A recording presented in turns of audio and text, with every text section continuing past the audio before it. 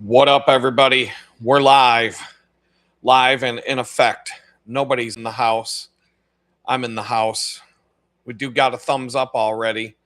That's good. I'm going to start out with the plugs for anybody who's watching the replay because I sat in some dumbass YouTube meeting today about decoding the algorithm just so that, they could gaslight everybody about how they don't shadow ban people and all the stuff that they do, but they don't admit to doing.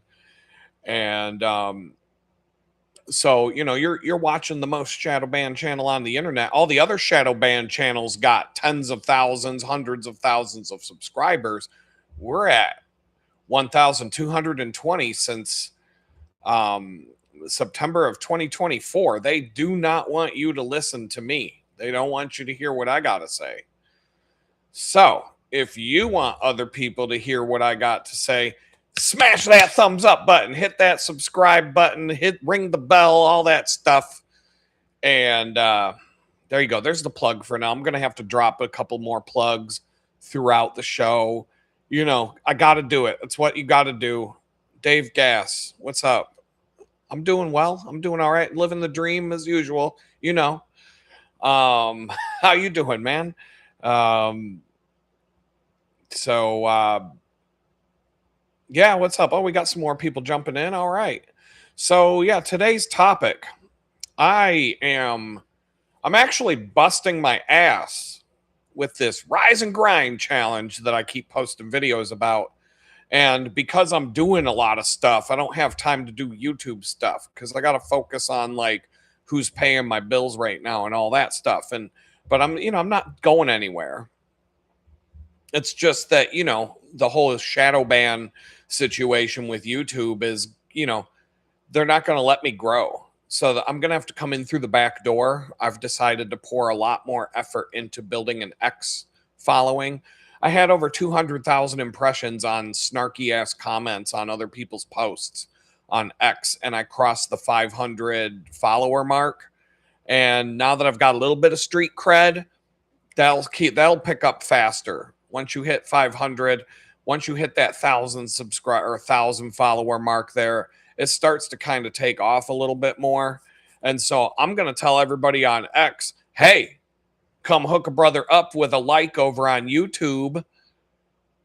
If I can get, 100,000 subscribers on X, or not subscribers, I'm not using the right terminology, but if I can somehow get 100,000 people to follow me on X with my bad attitude, because that's what's drawing them in. The more ridiculous and obnoxious I get, but that's what X is all about. That's what people want to see. The more obnoxious side of me lives there, more than YouTube. I'm already obnoxious enough on YouTube, but I'll go off.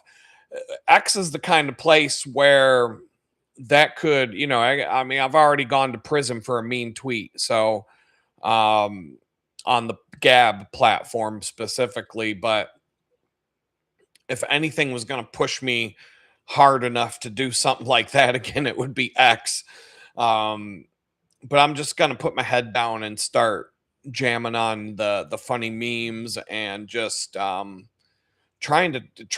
basically trying to get X to build up a following so that people come over here to YouTube and hit that subscribe button, because YouTube is trying to block that from happening. So you got to diversify your bonds.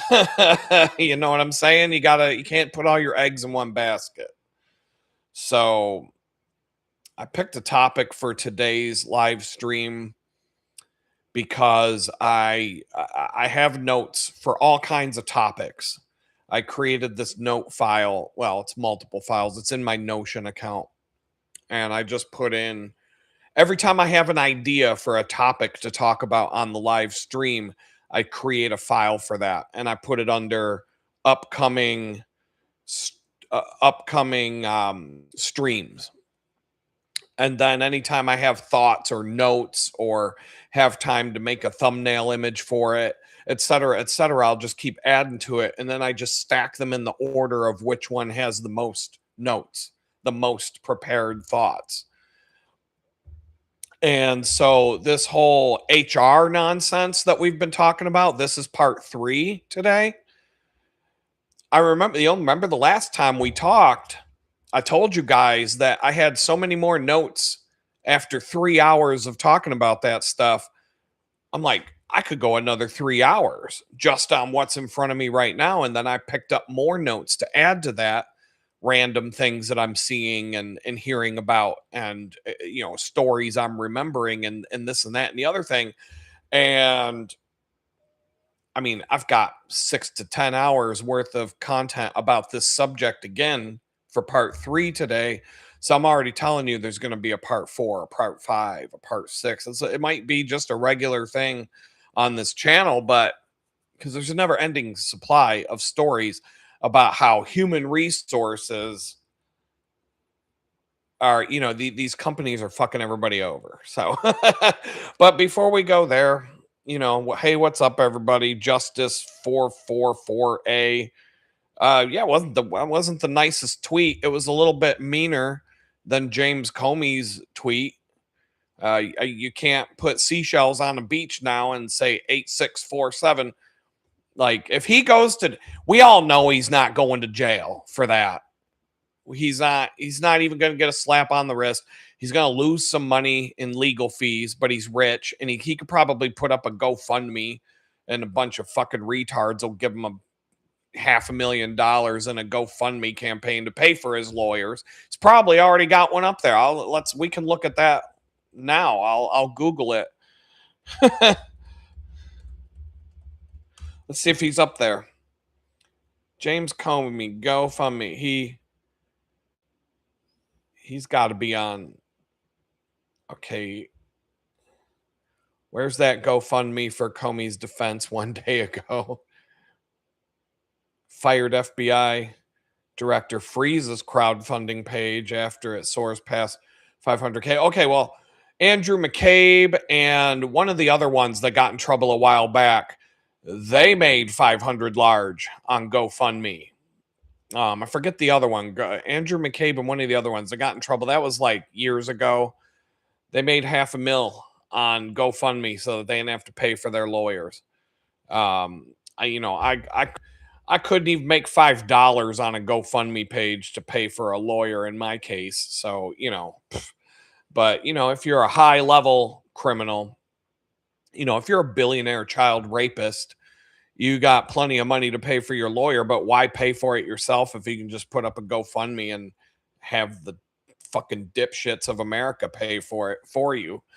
Knock yourself out. But I'll keep an eye on that. I'm sure James Comey will be on GoFundMe pretty soon. But yeah, my tweets were a little bit meaner. But the one that got me in trouble, they didn't have a case. They only had a case because of one tweet that I posted. And I'll talk about it in detail because if you're being a troll, whatever. But I don't have a screenshot of this, but maybe I can find one. I'm just going to talk about it because I don't want to take the time. The IRS. This was the week of Donald Trump's raid on Mar-a-Lago, and I had been going through a bunch of crap because of the COVID scam. I was fired from a remote job. I talked about this last week, so I'm not going to spend a ton of time on this. I was fired from a remote job that was remote from the day I was hired, not remote because COVID. I was fired from a remote job because I wouldn't take the shot. And a lot of other things. Going through a lot of it. They raided Donald Trump's house, after they stole the election and all the other bullshit that they did. And finally, I was just like, you know what? Fuck you. And I started posting a bunch of nasty things. But I posted this one post. Now, it was on this day. The IRS posted a job post on irs.gov. And on irs.gov, there was a job listing for a new revenue officer.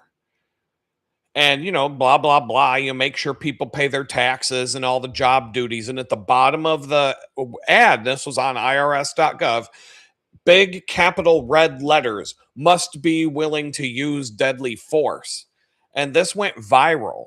It was on the news, it was being shared across the internet, passing screens around, it was on social media, it was everywhere.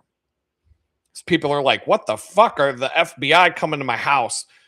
They're needing to use deadly force after because I didn't pay my taxes. Right?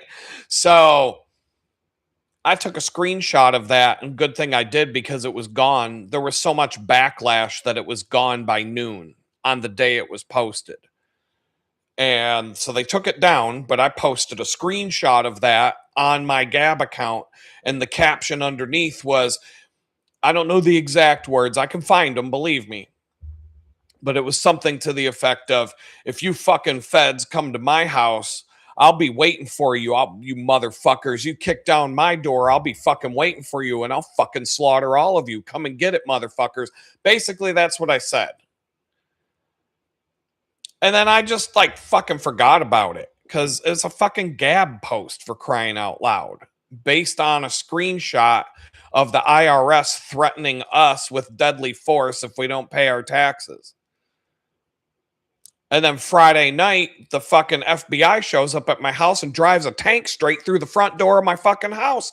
Almost kills me and my 12-year-old son, hog ties me up and carries me off to federal prison, where I spent 2 fucking years in federal prison for threatening the FBI.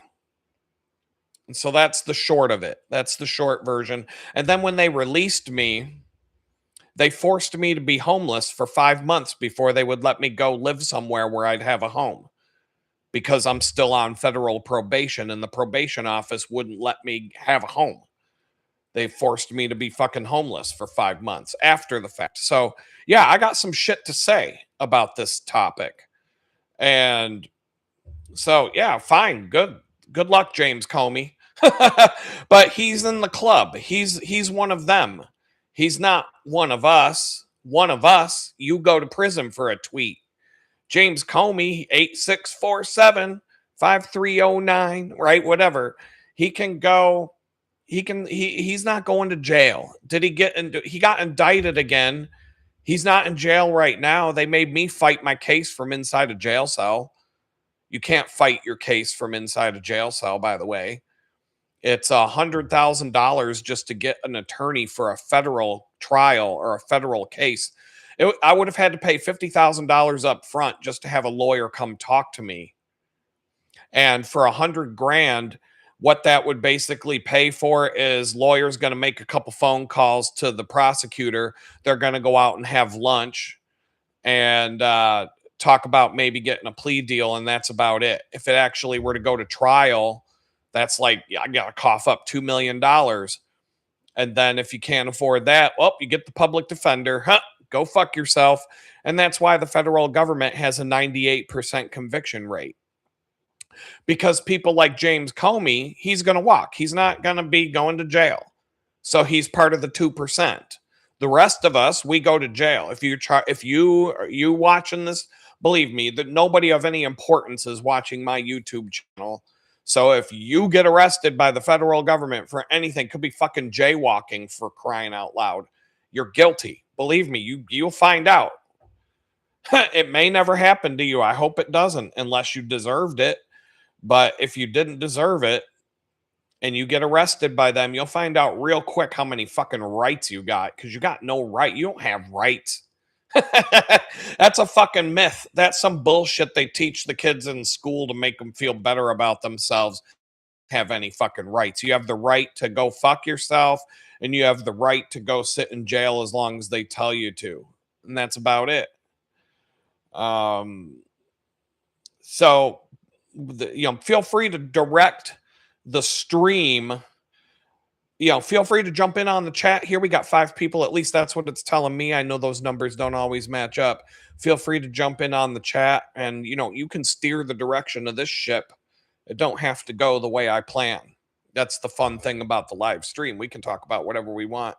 I usually start out with, just because people are always interested, the whole point of me being on YouTube now is to just document what's going on. they threw me in the dirt. I had a good six-figure income. I lived in a house in the middle of the forest with a 30-foot waterfall next to the house. And, I had it all. And I had a good career and I had a good life. And they fucking took everything from me, threw me in the fucking dirt, and then, put me in prison 2 years for a tweet, and then forced me to be homeless for the first 5 months when I got out of prison.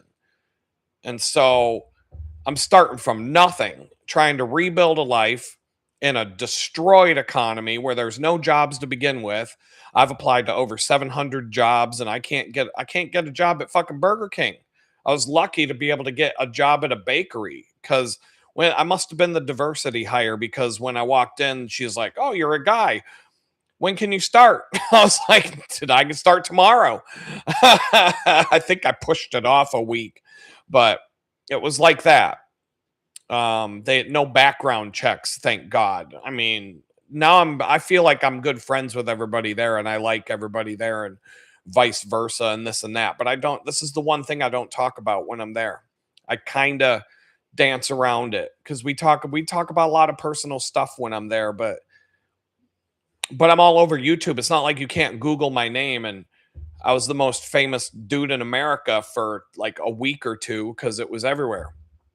Type my name into Google, you'll see 1,000 fucking results come up about this. You'll see more results come up on a Google search of my name about my crime than you'll find on James Comey and what he just got arrested for, even though it's the same exact charge. Um, Same exact charge. Interstate threats and there's a separate crime for threatening the president versus threatening a federal official. They're two different statutes. So they charged him with interstate threats and threatening the president. Whereas if you threaten anybody in the federal government except for the president, then it's a different thing. But the maximum sentence is 10 years no matter what. So he's basically in the same boat I was, except he's rich, connected, and he's going to go home and not have to worry about it because the judge probably going to dismiss the case before it even comes to anything. So he'll just have to pay. He'll probably have to pay 100 to 200 large for a lawyer, but the dude's rich, so it ain't nothing for him. And but he's going to live his best life. He'll be fine. You watch. Tell me I'm wrong. If I'm wrong, come back, April 29th, 6:17 p.m. Central Time, and you can call me out on my prediction that didn't come true, but it's going to come true. So we're just going to leave it there. Let's see what else is going on. But I usually just kind of start out.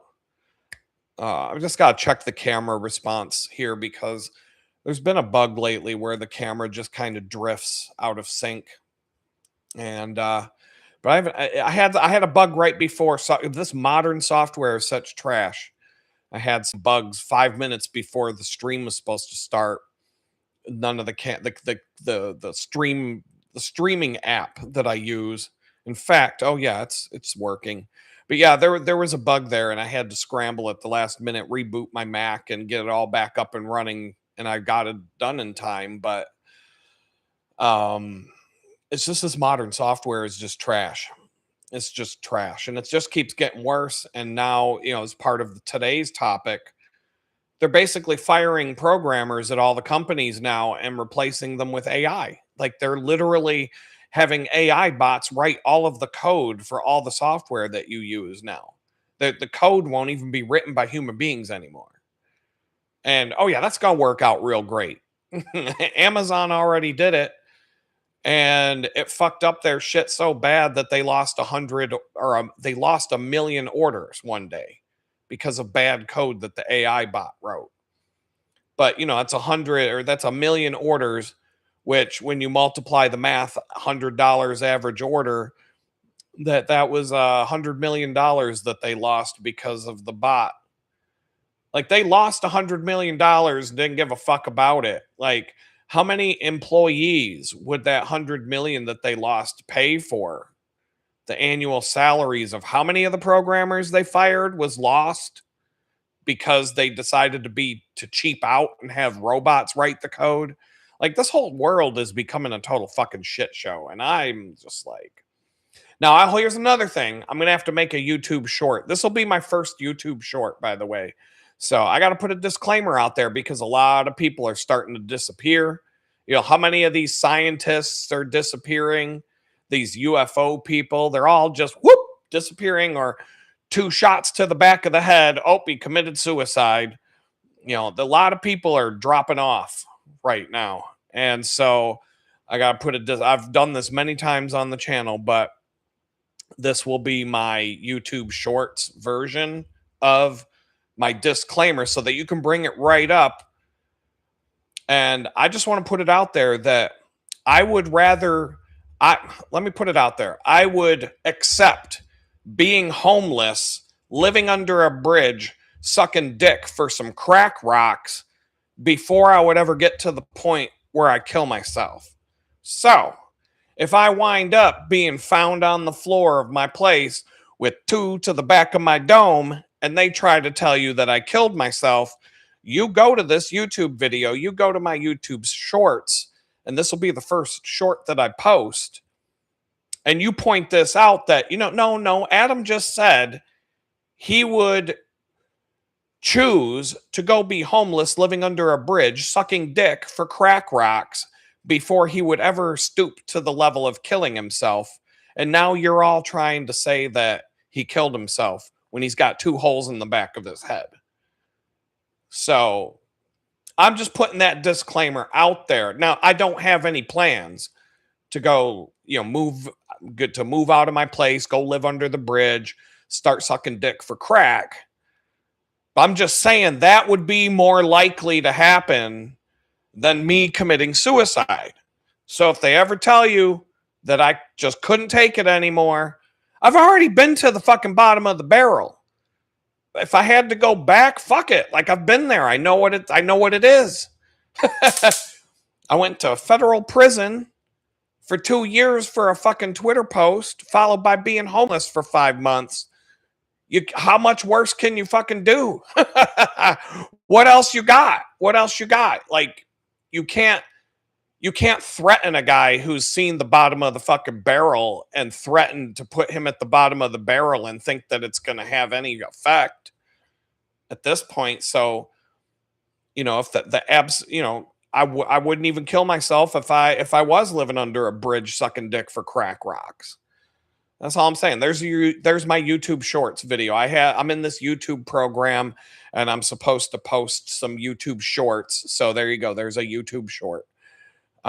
Disclaimer, be the first one. I'll pin it to my account.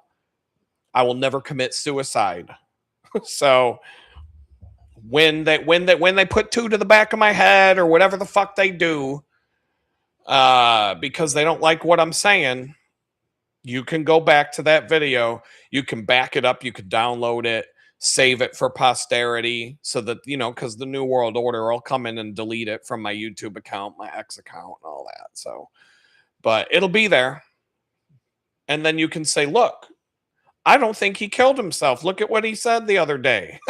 So you just got to put that out there, because this day and age, they're whacking people left and right. I can't even keep up with all the people who, boy, all those scientists that just can't take it anymore. There's a lot of them out there right now. All those UFO people that just couldn't handle the pressure anymore. Oh, just 2 shots to the back of the head, and they hung themselves. First they put 2 to the back of their head, then they put the noose around their neck, and then they jumped off the picnic table under the tree, and that's where we found him. And the gun was still in his hand. But he killed himself. Yeah, but that's what they fucking do. Look up the Bill Clinton body count if you want to know how that shit works. I think they're still adding to that list. There's plenty of people who couldn't take it anymore, who were close to the Clintons, who died in ways that really, defy all logic and physics and the laws of science and things. That's why they got to get rid of the scientists, because the scientists are the ones that can point out, hey, Fit the law of physics says that that's not possible. Boom, suicide. Yeah, David Wilcock. I mean, that guy was a weirdo. I watched his videos from time to time, but he wasn't.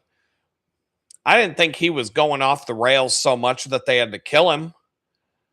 I thought he was kind of playing along with the New World Order and kind of like he was putting out all that QAnon bullshit. And it's like, if you believe in QAnon, fuck, you're basically Charlie Brown, and QAnon is Lucy holding the fucking football, saying, "Oh, those pedophiles are getting arrested. It's just 2 more weeks, Charlie Brown. I'm gonna let you kick that football." And then Charlie Brown comes running up, whoop, boom, falls on his ass. Fucking dumb cunt got away with it again. That bitch has been getting away with that for 40 fucking years. And Charlie Brown still falls for that shit. That's QAnon. That's QAnon right there. David Wilcox was putting out all that dumb QAnon shit saying, "Oh, all those Jeffrey Epstein clients are going to prison. Just 2 more weeks. Just 2 more weeks, everybody. And they're going down. The tribunals, they're all going to be tried and hung by a tribunal and this and that. And it's going to be martial law in America, but it's good guys. It's the good guys putting out martial law because they're rounding up all the pedophiles." Yeah, just 2 more fucking weeks, huh, QAnon? All right, Lucy, you dumb fucking bitch. Yeah, I'm going to go trying to kick the football after I've been watching her yank it away from Charlie Brown for 40 fucking years and never let the motherfucker kick it once. That's QAnon. That's all QAnon does. Oh, man, I'll let you kick it this time. It's going to be trust me, it's going to be this 2 more weeks, just 2 more weeks. Well, I know I said that 2 weeks ago, but I meant 2 weeks from now. I've been listening to that shit. So I think that QAnon bullshit started in 2017 and now it's 2026. Donald Trump told Hillary Clinton at the debate in 2016, "If I was president, you'd be in jail." That's why he won. He was at you all remember that. He told her on live television at the debate, "If I was president, you'd be in jail." When's that fucking bitch going to jail? He's been president twice now. It's been 10 fucking years since he told her she is going to jail. Bitch ain't going to jail. None of these motherfuckers are going to jail. James Comey's the closest one to possibly go to jail, and he's not going to jail. You guarantee you that motherfucker, he won't set foot in a fucking jail. He probably got to go to a special place to have his mugshot and his fingerprints done for his indictment he just went in and turned himself in for. He probably didn't even have to go to the jail. There's like a special rich people place that those people go to get booked. That's probably like the Ultra Lounge at the airport, the High Rollers Club, where they got, leather seats and, pretty girls wearing skimpy outfits to serve him drinks and this and that. And oh, by the way, James, why don't you come over here and we'll take your picture and we'll get your fingerprints and we'll, you can have a nice cognac and be on your merry way. Like they're not taking him to the dirty old county jail to fucking book him and, make him take all his clothes off and feel him up by his ball sack while they tell him to cough. They're not doing any of that. Not doing any of that to him. He's going to live his best life. Trust me. In fact, there's no such thing as bad press. The only thing this is going to do is give him more followers on social media. You go, James. You go, Comey. 8645, 8647, whatever the fuck it is. They love him. So let's see. There's the politics section for today. Muskegee land, what up? Been a while. Glad to see the OGs popping into the house tonight. And I don't know what else is going on. Let's see. I've been working hard over the last week. I worked like 30 to 40 hours in 3 days last week from Friday, Saturday, and Sunday. Skipped the gym. I spent 2 days last week doing like I talk about this in the videos that I'm posting about the rise and grind challenge I'm putting myself through. And it seems like the longer I go, the more I'm grinding and the earlier I'm rising. And honestly, I haven't been going to the gym much. And the lack of going to the gym is giving me energy to wake up earlier. So it really is a direct correlation. When I go work out at the gym, I'm like completely destroyed the next day. and it takes a couple of days to get over that, and I just keep putting myself through it at the gym over and over. So I got to rethink, how do I want to handle like losing the weight, because that's my goal. My goal is to lose 40 pounds this year, and I'm the exact same weight today as I was January 1st. Like, I haven't lost a single ounce. So um but the gym takes away a lot of time for me to do other things and to do the things that pay me. And so last week I had to do the things that pay me. And two of the days, so I use Notion, which is a note-taking app, and it also supports, you can build it's what's called a no-code database. So you can build very complicated databases, but you don't need to write code for it. There's a user interface around it. It's kind of like Microsoft Access, if you ever used that back in the day. It's way better than, it's more in depth than a spreadsheet is just a spreadsheet. It's one table. A database is different. It's multiple tables that all talk to each other and have rules around them as to like what can be like that. And you've got like five different database technologies. You've got the most common one, SQL, Microsoft SQL. You've got MongoDB, which is a kind of a weird format database, and you've got Postgres, and you've got Microsoft Access still. I think that still exists, and you can use that to build a website and a web application. It's just not very good. MySQL. So you got Microsoft SQL and MySQL, which are, MySQL is open source. Microsoft you have to pay for, and there's others. But you have to know some things, and it's a lot of work to build a database and to build a user interface around it. So Notion allows you to build a relational database, which is multiple tables. It's like basically multiple spreadsheets that talk to each other, and each individual column of a spreadsheet, which is a field of a database, has different rules around it. So like a number field can only have a number. A string can have text, and it could be anything, but you can't add and do math. If you have a string field and you put numbers in a string field, you can't do mathematics based on the strings unless you convert the strings to math. And you can have letters and numbers and spaces and everything else in a string field. You can have and then there's other fields. There's Boolean fields where it's true or false. It can be one or the other. It can't be anything else.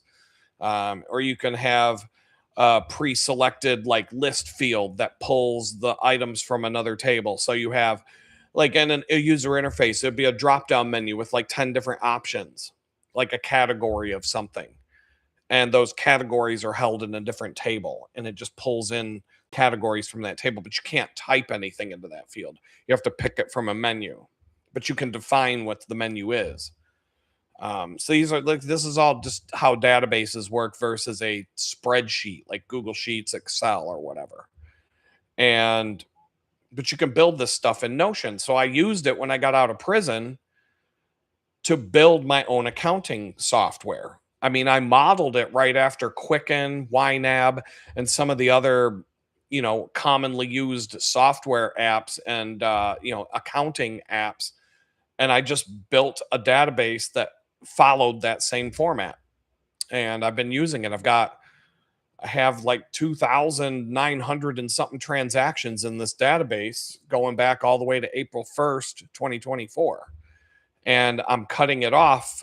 Tomorrow will be the last day that I put anything in it. Because last week I finally decided, after doing some homework and like kind of which way do I want to go. There's a bunch of different accounting software out there. I decided to sign up for Quicken, pay for a year. It's $35 for a whole year.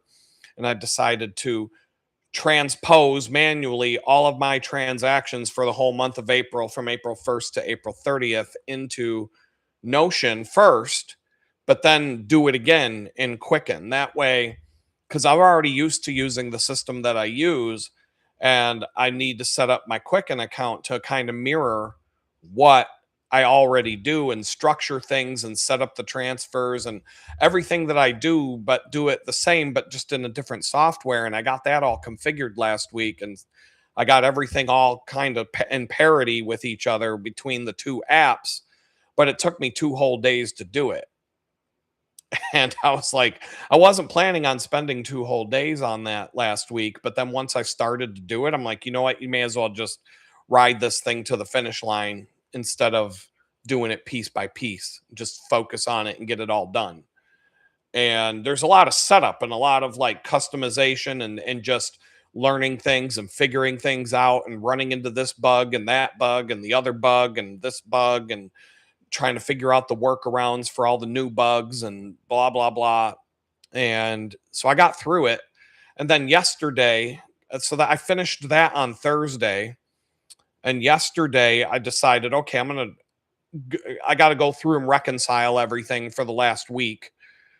And so I added all the new transactions that would be in there from last Thursday to yesterday into Notion, into my database, the one I built myself.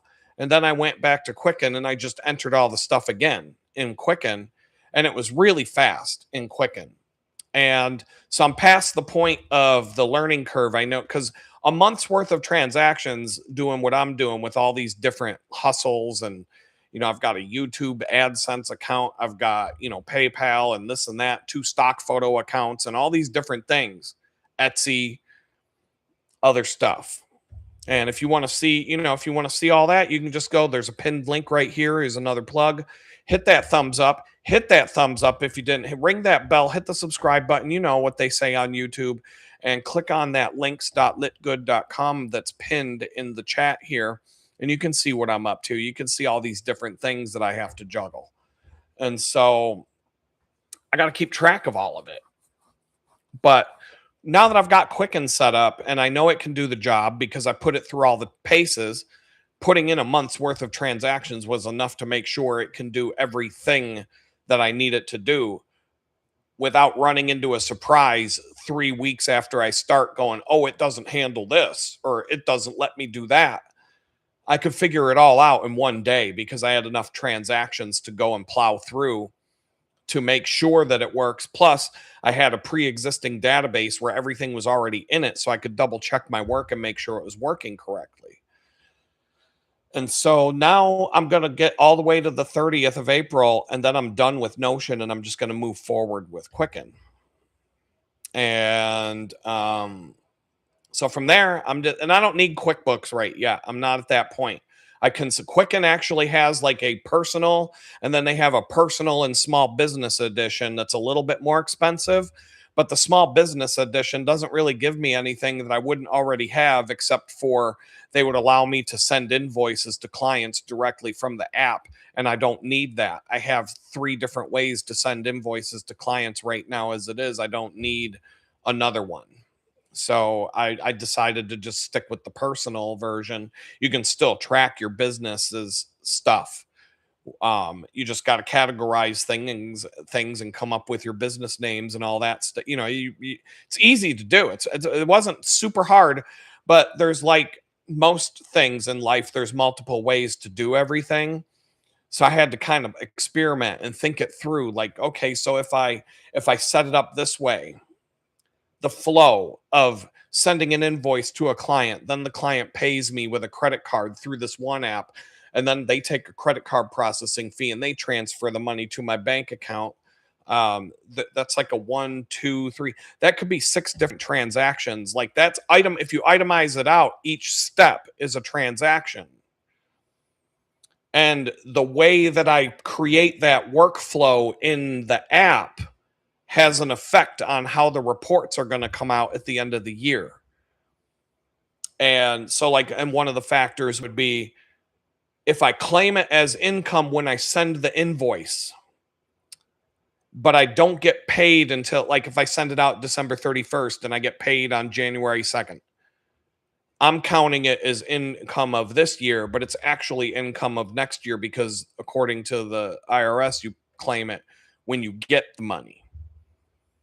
So, but I'm like, but if I claim it when I get paid, that has an effect on how I enter it into my crap.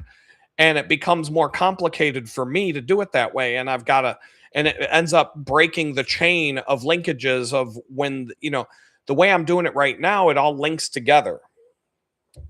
So I had to figure, okay, I want to do it the way I've been doing it, but I also have to account for those like idiosyncrasies and stuff. And then I had to come up with, well, if I do it this way at the end of the year, like for example, then there's other snafus that I've got to figure out. Like, if I want to claim money that I made this month, but I didn't actually get paid this month, I get paid next month. If I, for probation, this also the things with Quicken, the reporting is better. I don't have to create custom reports to track my spending and income. It does that for me, and it creates nice pie charts and donut charts and stuff like that. And it's all baked in and it just works. There was a couple of bugs that I ran into, but I fixed them. And so the reporting side is really powerful. I can say between this date and this date, tell me all my income, and it'll say, household is this chunk. And then I can click on that pie chart. And then household is broken down into like 8 subcategories. Subcategories is very powerful. My current system, I can have one category, but I didn't go and build subcategories, which I could have, but it would have made my own version that I made for myself more complicated and harder to maintain. And so with Quicken, I can do deeper customization instead of putting everything under household as a category. I can have a category of household, and then I can have like all the different little things like pest control. I've been dealing with these fungus gnats that got into a plant that I bought, and pretty much I had to throw the plant away last weekend because it was the stuff of nightmares. I could not get these things to go away, and it kept getting worse. And finally, I took the thing outside, dumped it out in the yard, and then I could see like, oh my god, it was like the whole pot, the whole pot was full of maggots, and they were all just crawling around. The soil on the ground was just bubbling with all kinds. It looked straight out of a horror movie, like Freddy Krueger was about to come around the corner with his razor blade knife and slice my face open. But this is just the first thing you see before he shows up, is what was in that pot. And I was like, oh my God. And as soon as I threw that thing away, I mean, you did hear a few pops from the bug zapper that's sitting by me a few minutes ago because it's like prime time for them. But they're like 99% gone just from throwing away that bad plant that brought them in. And I've got to watch my other house plants for a while because they may have contaminated the other plants, but so far I'm not seeing anything. So, and I've got stuff that if I need to water the plants with some bug poison that won't hurt the plants but kill any bugs that are in the soil, I got that under. So I'm going to be all right. And I may just preventatively this weekend on the days that I water the plants, mix up some of that stuff and water the plants with that stuff just as like a preventative, like just in case kind of a thing. But you got to watch that, man. You buy plants from a store where they're sold outdoors or anywhere, really. You buy plants and bring them home. They could be full of all kinds of crazy shit that you're bringing into your house that you didn't intend. And that was what happened to me, and it got bad. It was freaking bad. And the plant started not doing too hot, and I'm just like, you know what? We're done. It's like a cat that's so covered in fleas that you just have to be like, you know what? You're a stray cat now. Get out. Good luck. Go figure out how to kill mice because you're not coming back. What's your take on the 13th scientist? I just said, I don't know if you were here, but I'm going to have to do my disclaimer again, I guess. All I said is that a lot of scientists, a lot of people are ending up dead. 2 shots to the back of the head called a suicide, shot himself in the temple, and then hung himself up with a noose and jumped off the picnic table. All those kind of ways that people always kill themselves. And I said, look, I know I could be on that list. I definitely might be on that list. And because I'm speaking out, YouTube's got me locked down with a shadow ban. They're not going to let me grow my audience. They don't want you to hear what I'm talking about. And I said it. I was like, look, this is not my goal in life, but if my only option left was to go be homeless again, living under a bridge in downtown Houston, sucking dick for crack rocks, I would be doing that before I would ever kill myself. So that'll be a YouTube short. That's my disclaimer. And that way, if they ever find me here in my place with 2 shots to the back of the head and they tell you all that, oh, he just couldn't take it anymore. You know, he was having a pretty rough life after, you know, going to prison for 2 years for a tweet. And he just couldn't handle the pressure anymore. You'll be able to go back to YouTube shorts and be like, no, he didn't. He said that he would rather be living under a bridge in downtown Houston sucking dick for crack before he would ever kill himself. And now you're trying to say that 2 shots to the back of his head is how he killed himself. I'm not buying it. I wouldn't buy it. If I was watching that video and then I saw that they killed me, I wouldn't believe it. So I got to put it out there. I got to cover my bases. I got to put it front and center on my channel just in case, because all the people that say the things that they're not supposed to say are just, they just can't take it anymore, can they? They're just having a bad time and they just need to end it. So, yeah, but I'm not. I'm too fucking stubborn. I've already been to the bottom of the barrel. What else could they fucking do? What else could they do? I went to prison for 2 years, federal fucking prison for a tweet. And then they forced me to be homeless for 5 months because they wouldn't let me go have a home. Just, you know, out of spite. How dare you fuck with us? We'll show you. And now here I am. And I'm still looking over my shoulder because that finish line is coming down the stretch. And they don't like to trip you when you start the race. They like to trip you just before you get to the finish line because that's maximum time. Like the prison industry in America is a business and you don't make money having empty beds. So they're just looking for a reason to trip me up and send me back to the joint. So I'm looking over my shoulder until that day comes that I get that fucking letter in the mail saying that I'm done. And then I'm not going to be coherent for a few days, or I'm going to be talking real slow with some bloodshot eyes, and we'll just leave it at that. And won't be able to do math for that week. I'll be creative as fuck though.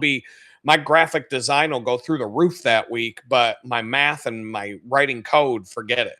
I have to wait a week for that. So, but that's only when, you know, when probation's over. So, anyway, like America, this country's done, man. This country's falling apart.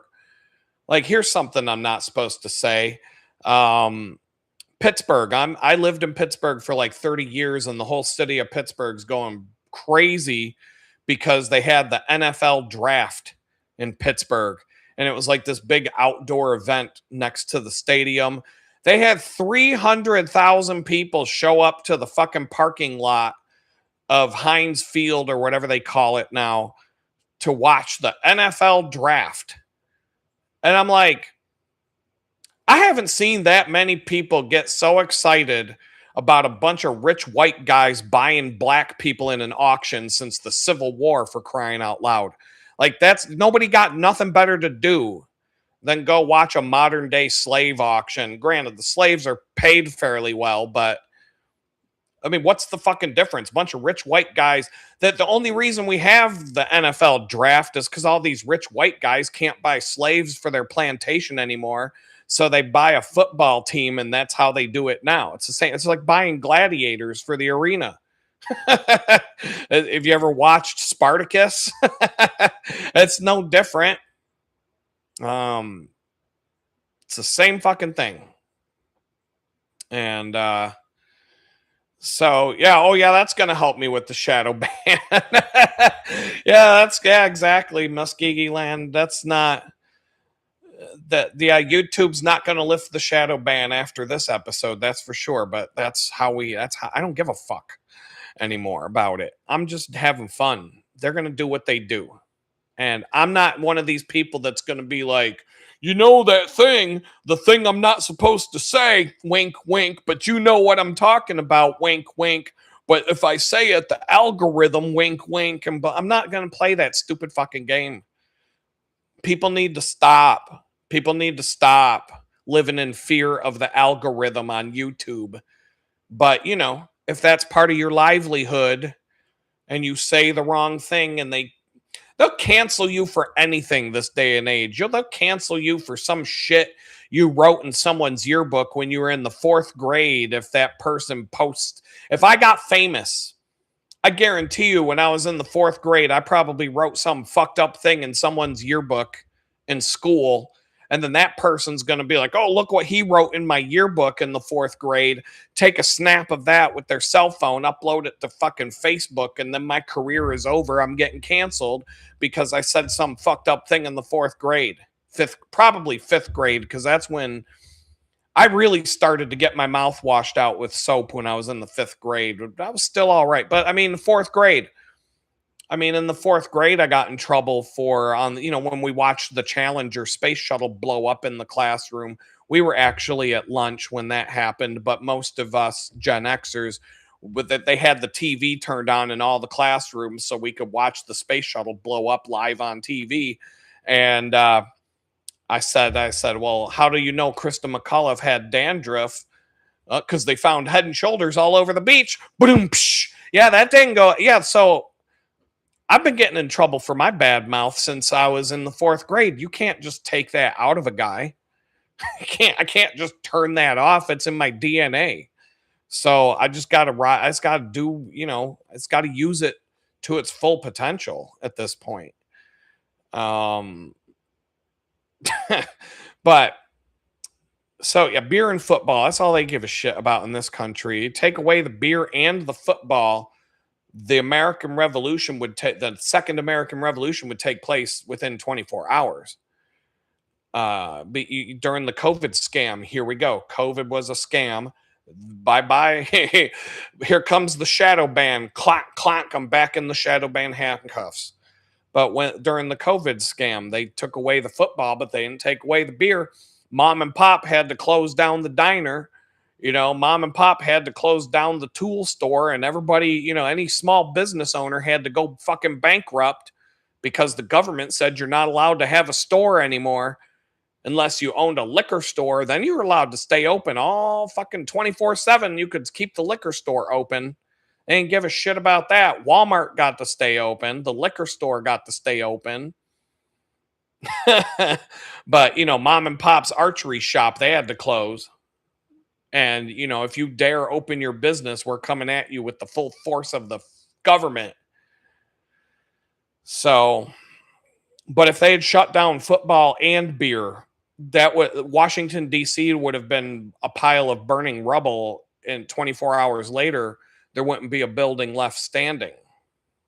So keep that in mind. They're going to, as long as they keep one and not get rid, if they got rid of alcohol but kept the football, it would be rough for a lot of people, but it wouldn't tip them over the edge. But if you take away the football and the beer, it's over. Like, that's the quickest way to start the second American Revolution, is take away the football, take away the beer, sit back and watch the show. Fuck, here we go with the...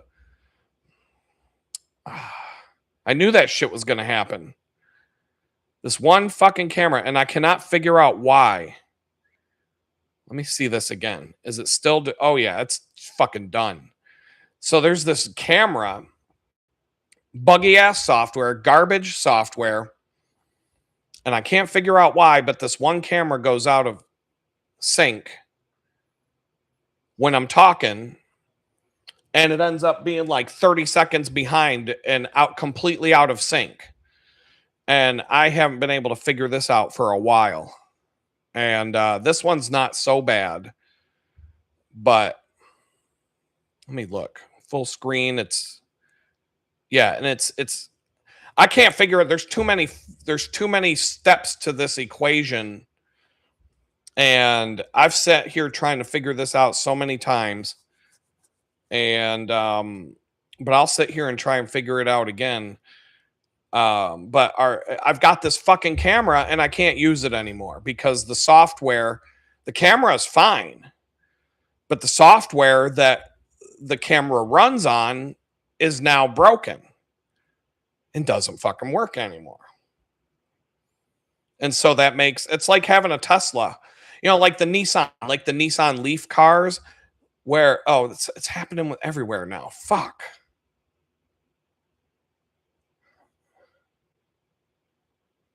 Oh, this is pissing me off. Let's try this. Nope, that's not working either. I don't know what the fuck to do, man. I may have to I'm just going to use this camera and see how it goes for a while. I'm trying not to just cancel the stream or jump in and out of the stream trying to fix this, but I just got to snap my finger to see the timing, like what's the delay. I don't know what the hell this is. I don't know what's going on here. It doesn't happen every week, but when it does, I can't trace it to like what the problem actually is. What the fuck, man? There you go. Anyhow, I'll just keep trying different things, and I don't know, man. I don't know. It's just everything sucks. Everything sucks. I don't know. I'm just tired of it.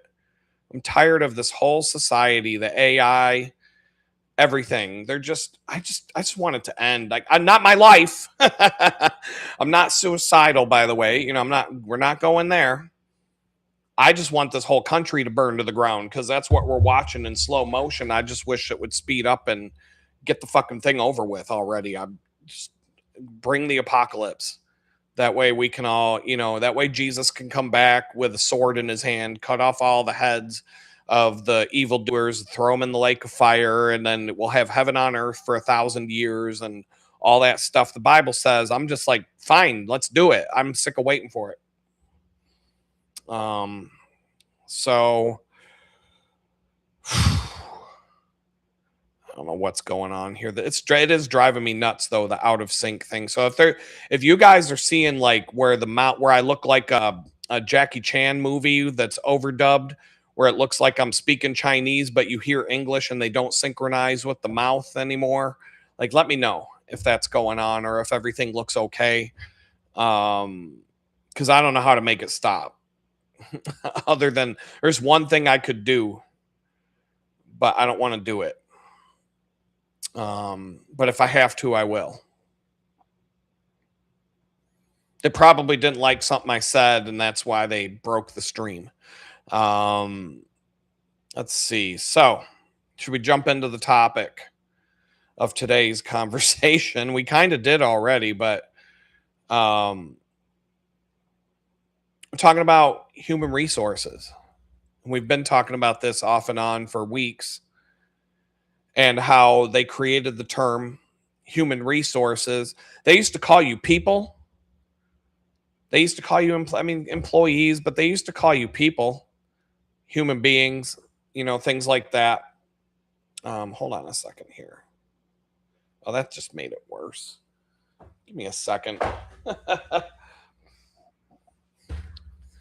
I'm a one-man show. I don't have a technical team to.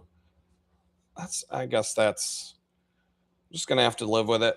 All right.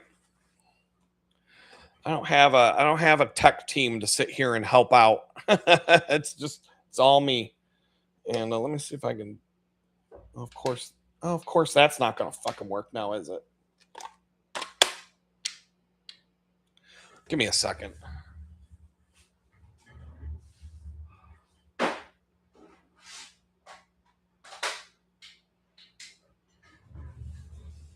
See if that does anything.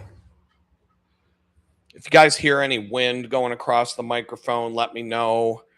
I'm just winging it for now, just trying to see if I can see if it's the MacBook getting too warm, or I don't know. I'm just trying to figure out what the problem is here. At the same time we go with this, yeah, that's not gonna fucking work. That thing's like 10 minutes behind. Huh.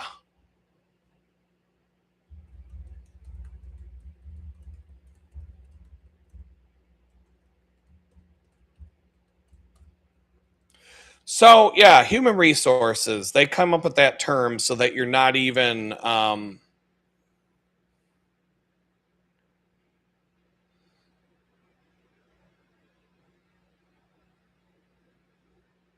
Hmm,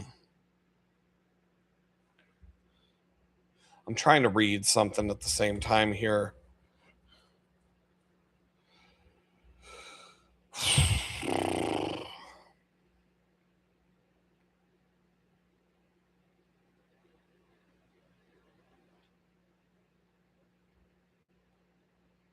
All right, It is what it is. We're just gonna keep moving. It didn't happen last week, so I don't know. I am gonna update my OS on my Mac tonight. Actually, I just wasn't gonna do it before the live stream today.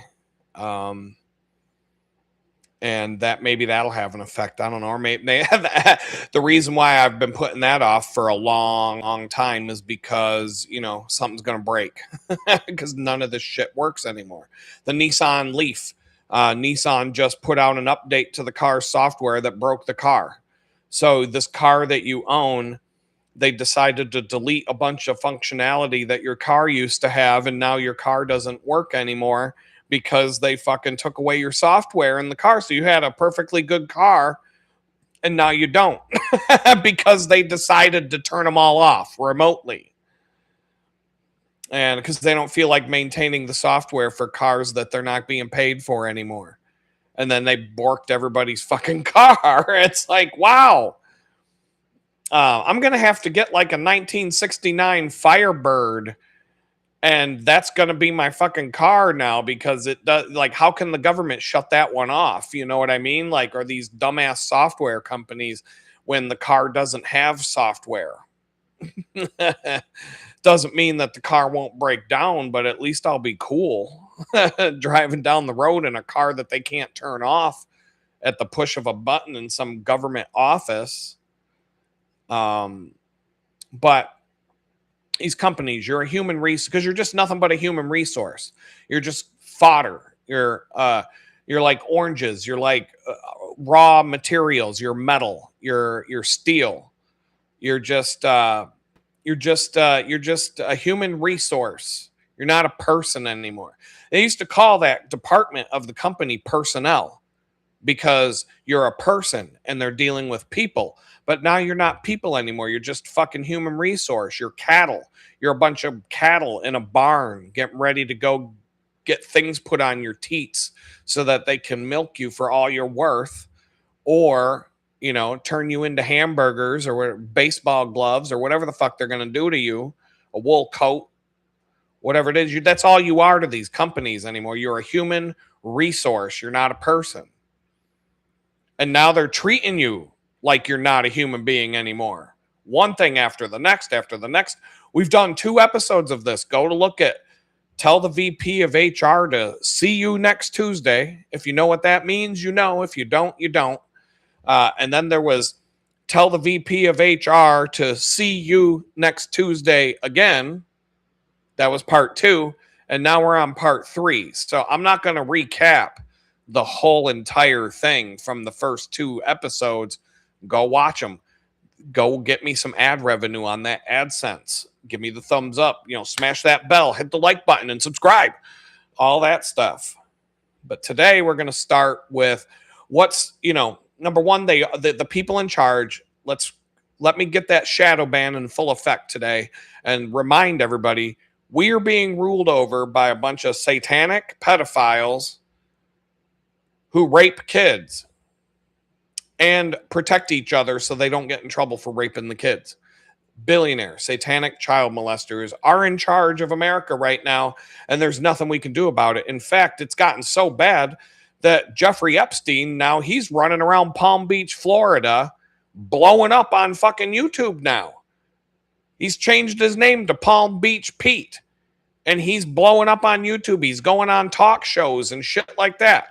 Palm Beach Pete. Look it up. I don't need to get it. I don't need to share the videos. We don't need to spend an hour on this. You can go down that rabbit hole on your own. Jeffrey Epstein's out there. Like the shit is so fucking ridiculous now that Jeffrey Epstein don't even have to hide.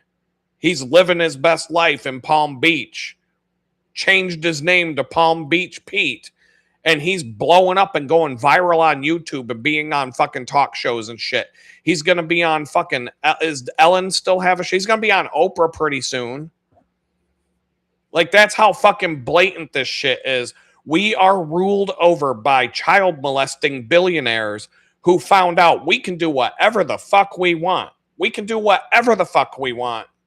We can rape your fucking kids and we're not going to jail. And if they do put us in jail, we get let out of jail and we get to move back to Palm Beach and go live our best life in full public view and go viral on YouTube and get millions of followers and be on talk shows and everything. That's how fucking ridiculous it is now.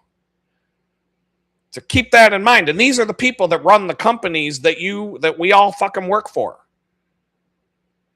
So you think they're going to treat you fairly? You think you're going to work for 30 years for the company and get to retire with your pension and your gold watch and all that? No. No, they want to kill you. They want to kill you. They're building the AI and the robots because the only reason that we still exist is because these billionaire child molesters, they need people to wait on them.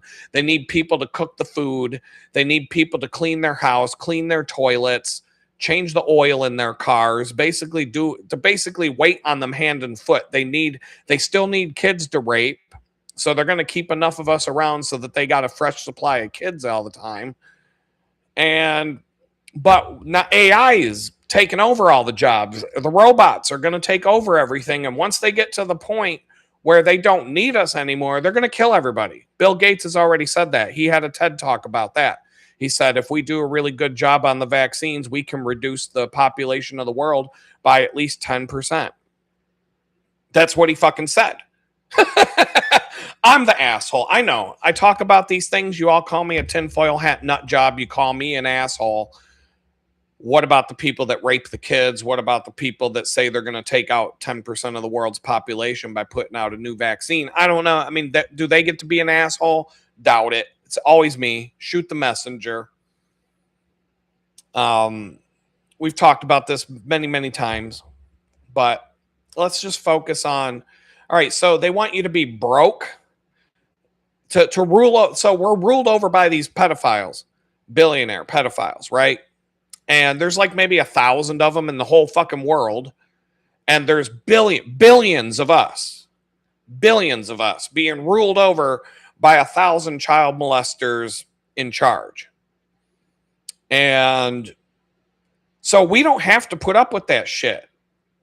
We don't have to put up with that shit. People just need to say we're done and it'll be over. Like, believe me, we can put a stop. There's 200 million gun owners in America and they've got 30 guns each. We can stop this shit tomorrow. We can put it down. You know, the beer and football, they got better things to do, I guess. But there's a lot more of us peasants than there are of them. And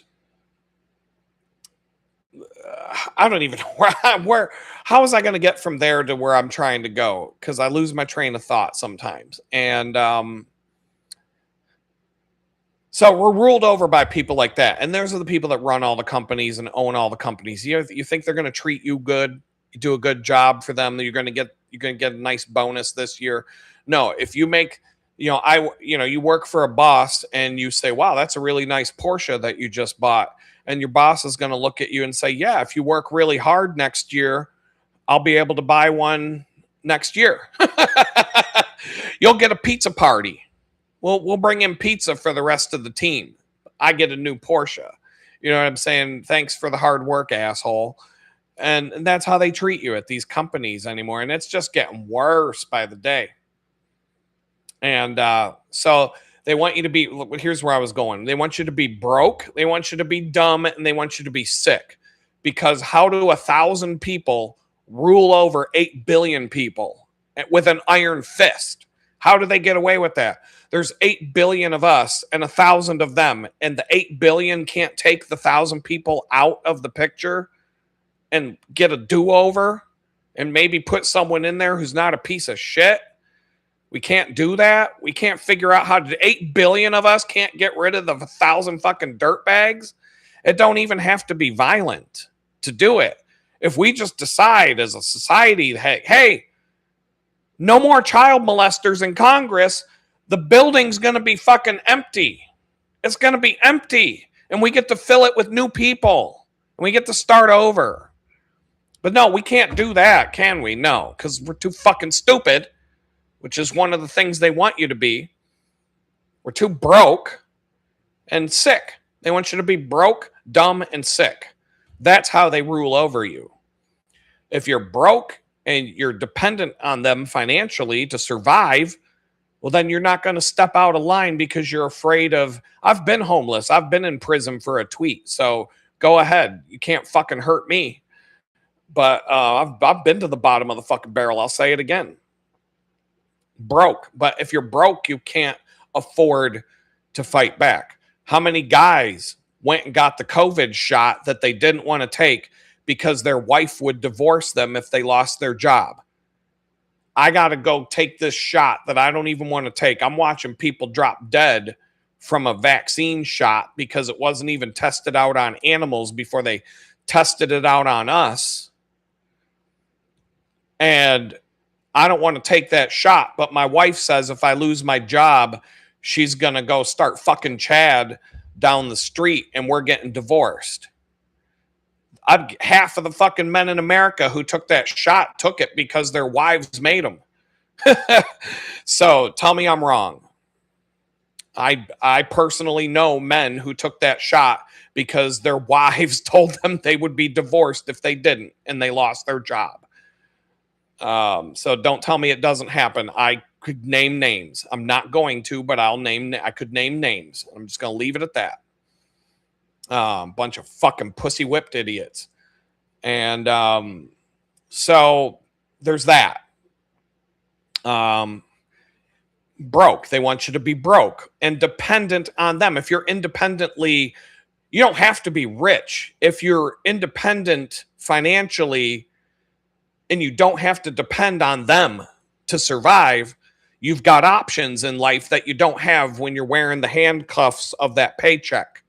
If you're one paycheck away from destruction, you're dependent on them and they got you by the balls. That's number one. Number two, they want you to be dumb. Beer and football. They want you to be I know people who can fucking recite football stats from 1972, how many games were won by 3 points in the last 5 minutes of the game on games where they played at night under a full moon. They know that stat, but they couldn't tell you who the fucking vice president is. They couldn't tell you like what the laws are. They couldn't tell you like what's going on in the politics, the government. They couldn't tell you like real shit. But they can tell you every fucking thing about every baseball player that ever lived. They want you to be dumb. They want you to be fucking stupid. They want 300,000 people to show up at Heinz Field to watch a bunch of white guys buy black dudes at an auction and at a modern day slave auction. They got 300,000 people to show up for that. But do you think 300,000 people will show up in front of City Hall and say, we don't want pedophiles in the government? Can't have 300,000 people show up to the fucking, to Congress for that, can we? No. But we can get 300,000 people to show up for a fucking football draft. Not even a football game. You're not even watching a fucking football game. You're just watching a bunch of fucking black dudes get bought by a bunch of rich white guys, and you're like, yay, yay, we won. What the fuck did you win? You didn't win shit. Like, what the fuck? You're obsessed with this fucking football and you're a bunch of fucking retards. If you are somebody who went to downtown Pittsburgh to stand in a crowd of 300,000 people to watch a slave auction, you're a fucking idiot. You're a fucking idiot. There goes my shadow ban. Yeah, I thought my shadow ban might get lifted today if I was a good boy, but I guess not. I guess not. Seriously, though, 300,000 people show up to a parking lot to watch a slave auction, but we can't have 300,000 people show up and say, hey, we want those Epstein files. We're not leaving Washington, D.C. till those Epstein files come out. No, we can't have 300,000 people show up for that. Like, seriously, that's how they want you broke. They want you stupid. And they want you sick. They're poisoning the food. Like the fucking Republicans are passing a bill that says Monsanto can keep putting poison in your food. And they're codifying it into law so that Monsanto can put poison in your food, and they're making it so that they can't get in trouble for poisoning your food. Or like they're making us all sick. Here's another way I'm going to keep my shadow ban. I'm watching a guy on YouTube talking about how he cured his cancer with a trip to Central Tractor. Paid $15 to cure his fucking cancer. I guess I can't say the word, but we all know straight from the horse's mouth exactly how he did it. $15, he cured his cancer. Both of my parents died from cancer. You think anybody in my fucking family would have something to say about, oh, you mean you can cure cancer by going down to Central Tractor and dropping $15 on the counter and bring home the cure for cancer and be clear in a few weeks? Like, nobody's going to get mad about, you're all going to call me a fucking asshole. Well, that guy doesn't have fucking cancer anymore. How about that? If he had gone to the fucking John Hopkins Cancer Research, St. Jude's, whatever the fuck, he'd be fucking bald, falling apart, and waiting to die. But he was like, you know what? Fuck that shit. I'm going to Central Tractor. I got $15. A couple weeks later, he's like, no more cancer. I'm good. Like, they want you broke, they want you dumb, and they want you sick. They're not going to tell you that the cure for... Okay, here's another one. I know a nurse. And it was a high-end nurse, not like a fucking phlebotomist or the bedpan changing nurse. No, this was like the nurse that stands next to the doctor while they're doing surgery nurse. And she goes, oh yeah, they all know that the cure for cancer is like $15. They just don't want to tell anybody. And she told me what it was. And it's what the guy did. Central Tractor. Central Tractor is a better drugstore than CVS. So, anyway, if I get cancer, I'm going to Central Tractor and I'll be good to go in about a week. So, and I hope I don't start growing hooves on the ends of my appendages and to start walking around on all fours. But whatever, that still beats cancer. I mean, you can get 300,000 people to show up to a fucking parking lot to cheer on a slave auction for the NFL. But you can't get 300,000 people to show up to Washington, D.C. and saying, like, why are you suppressing the cure for cancer when it would cost $10 to cure it? Can't get mad about that because they're broke, they're dumb, and they're sick. That's why. Can't have that. But like I said, I had a nurse. This nurse quit the medical industry out of all the corruption in the medical industry. And she flat out told me one day, she's like, yeah, just go to Central Tractor. If you get cancer, it'll be gone in about a week. We all know this, but we're covering it up. That's why I quit the medical industry, because it's all corrupt and it's a bunch of bullshit. And they profit off of you being sick. They don't profit off of you being cured. The whole thing is designed for you to be sick all the time. So I quit. Just doing something else now.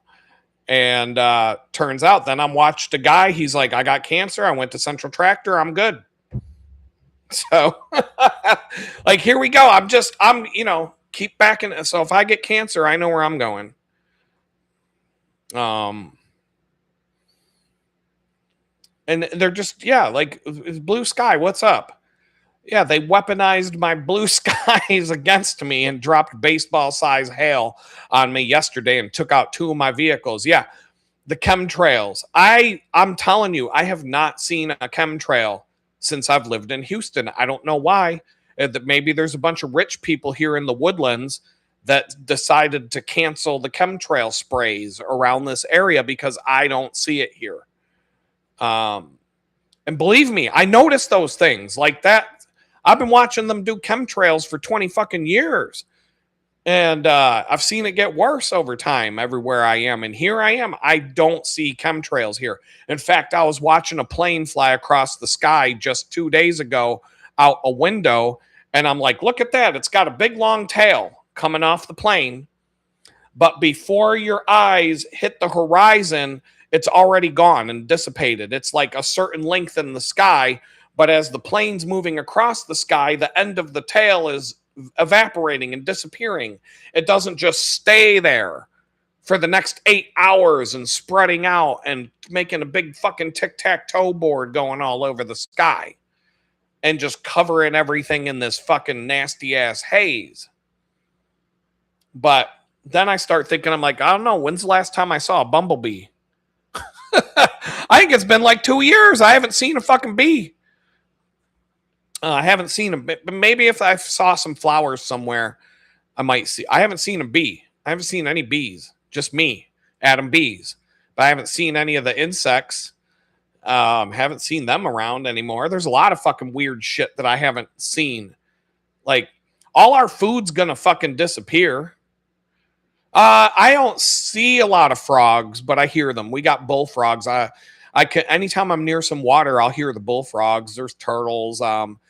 There's outside my window here, I've got geckos, like little lizards running around. Lizards that if you live up north, you have to buy them at the pet store. But here they're just out there. They're the same damn lizards I used to have in an aquarium when I was younger. But they're just here. Like, I can look out my window and see them every day. But I mean, I don't see a lot of wildlife here, but I've seen, I mean, I came on a pack of wild boars once on the bicycle trail when I was riding my bicycle to the bakery one morning. Like, I'm talking like 20 of them. But they ran away when they saw me. They didn't come at me. I would have been able to ride. I mean, I don't know. But they're big. It's not like I can just ride over them with a road bike. But they didn't block my way. They just took the fuck off when they saw me coming. But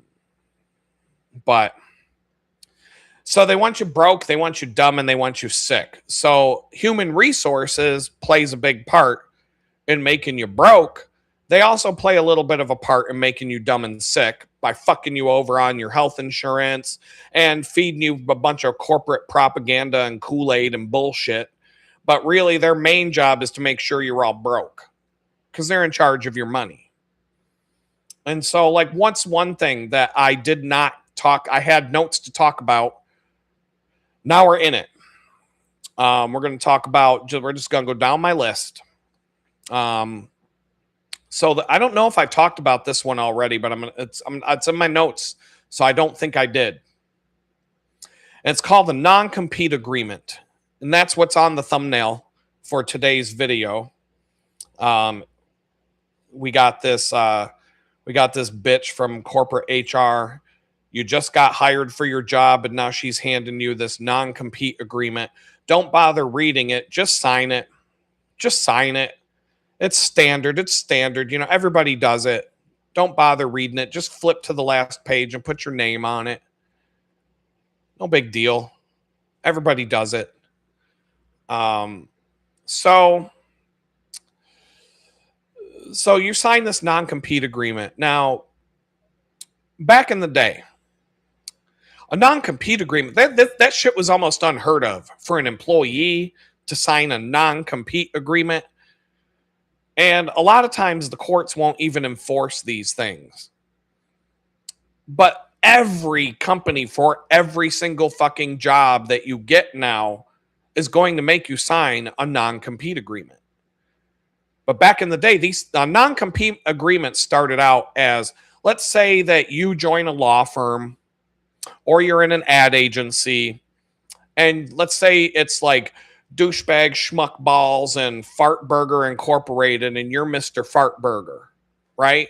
You're one of the three names on the door, right? Whether it's a law firm, an ad agency, whatever, you're a partner. So you are one of the three owners of that company. You might, as part of that contract, that agreement, you might have agreed to sign a non-compete agreement. All three partners would have agreed to this legally, had notarized and everything else, so that if you decide, fuck it, I'm leaving this company, you can't just walk out the door and take all your customers with you. Because typically in a law firm like that, three different partners, they'll have clients that basically are their clients. They're all working together for the collective good. They're all sharing the same office, the same business expenses, the same balance sheet, and they're getting paid a salary out of this partnership. But they each, if you're a law firm with 90 clients, each of the three partners, 30 of those clients bubble up to that partner, right? That's the typical structure in a place like that. Each partner basically sits at the top of the pyramid, and then they have a staff. You know, they have their assistant, they have their junior lawyers, they have the paralegals and all that. But it all breaks down, like everybody bubbles up to one of the three partners. And the clients, typically in a law firm like that, each of the three partners will handle it. One's a criminal defense lawyer, one of them's a corporate attorney, one of them's a patent lawyer. You know, like they all have a different role. And so the clients, when they come in, they basically belong to one of the partners. That's how it typically works. In an ad agency, it's the same thing. And so, like, when you signed that non-compete agreement as the partner of the law firm, you made an agreement that says, if I leave the law firm and start my own law firm, I can't just take all my clients with me. So what would happen in that situation if you decide, the three partners decide, we don't get along anymore, we want you out, or I want out because I hate you two assholes, I want to start my own law firm? They're going to have some sort of negotiation on how this is going to work. And because of that non-compete agreement, that person might have to pay the other two partners something. But then because that partner is part owner of the business, the other two partners are going to have to buy his part of the company from him. So that, you know, it's going to go back and forth, back and forth, back and forth. The lawyers themselves are going to lawyer up to go through this process. And at some point, money's going to change hands. The person who's leaving is going to get paid for his part of the company. He's going to, like, maybe he'll take his clients with him. Maybe he won't. Maybe he'll take a certain number of them. There's a certain amount of time that has to go by before he can go and get all his clients without any repercussions, etc. That's what a non-compete agreement is for. Now, 2026, when you go work at fucking Burger King, they make you sign a fucking non-compete agreement that says, if I lose my job, if you guys fire me, if I decide to quit, I'm not allowed to go work at McDonald's. Like, that's a whole different fucking ball game. They're telling you that you can't, they're trying to turn you into an indentured servant at that point. They're saying, well, you know, if you can't, you know, we have very precious trade secrets and all these things that we don't want somebody else to know, blah, blah, blah, blah, blah. And we can't just willy-nilly having our Burger King employees go work at McDonald's and give away all our trade secrets. And so you have to sign a non-compete agreement. And if things don't work out at Burger King, you can't go work at McDonald's. You can't go work at Arby's. You can't go work at Taco Bell. And that's what they fucking turned this into. These fucking child molesting billionaire scumbags have decided to try and turn you into an indentured servant. If things don't work out at Wegmans, you can't go work at Tops Things don't work out at Exxon, the gas station. You can't go work for the BP gas station down the street because you signed a non-compete agreement. Now, do they enforce those? Sometimes. Sometimes. I've seen plenty of examples all over the board. I work at a bakery. I figured, what the hell, I'll sign this because I really don't want to go work at a bakery ever again, so I'm not worried about it. I know people who are working at other bakeries at the same time they work for this bakery, and they're not getting in trouble for their non-compete agreement. And if they did get dragged into court for that non-compete agreement, the judge is going to be like, you know what, fuck you, go to hell, to the companies arguing about it. I worked in advertising. I worked in marketing in downtown Pittsburgh.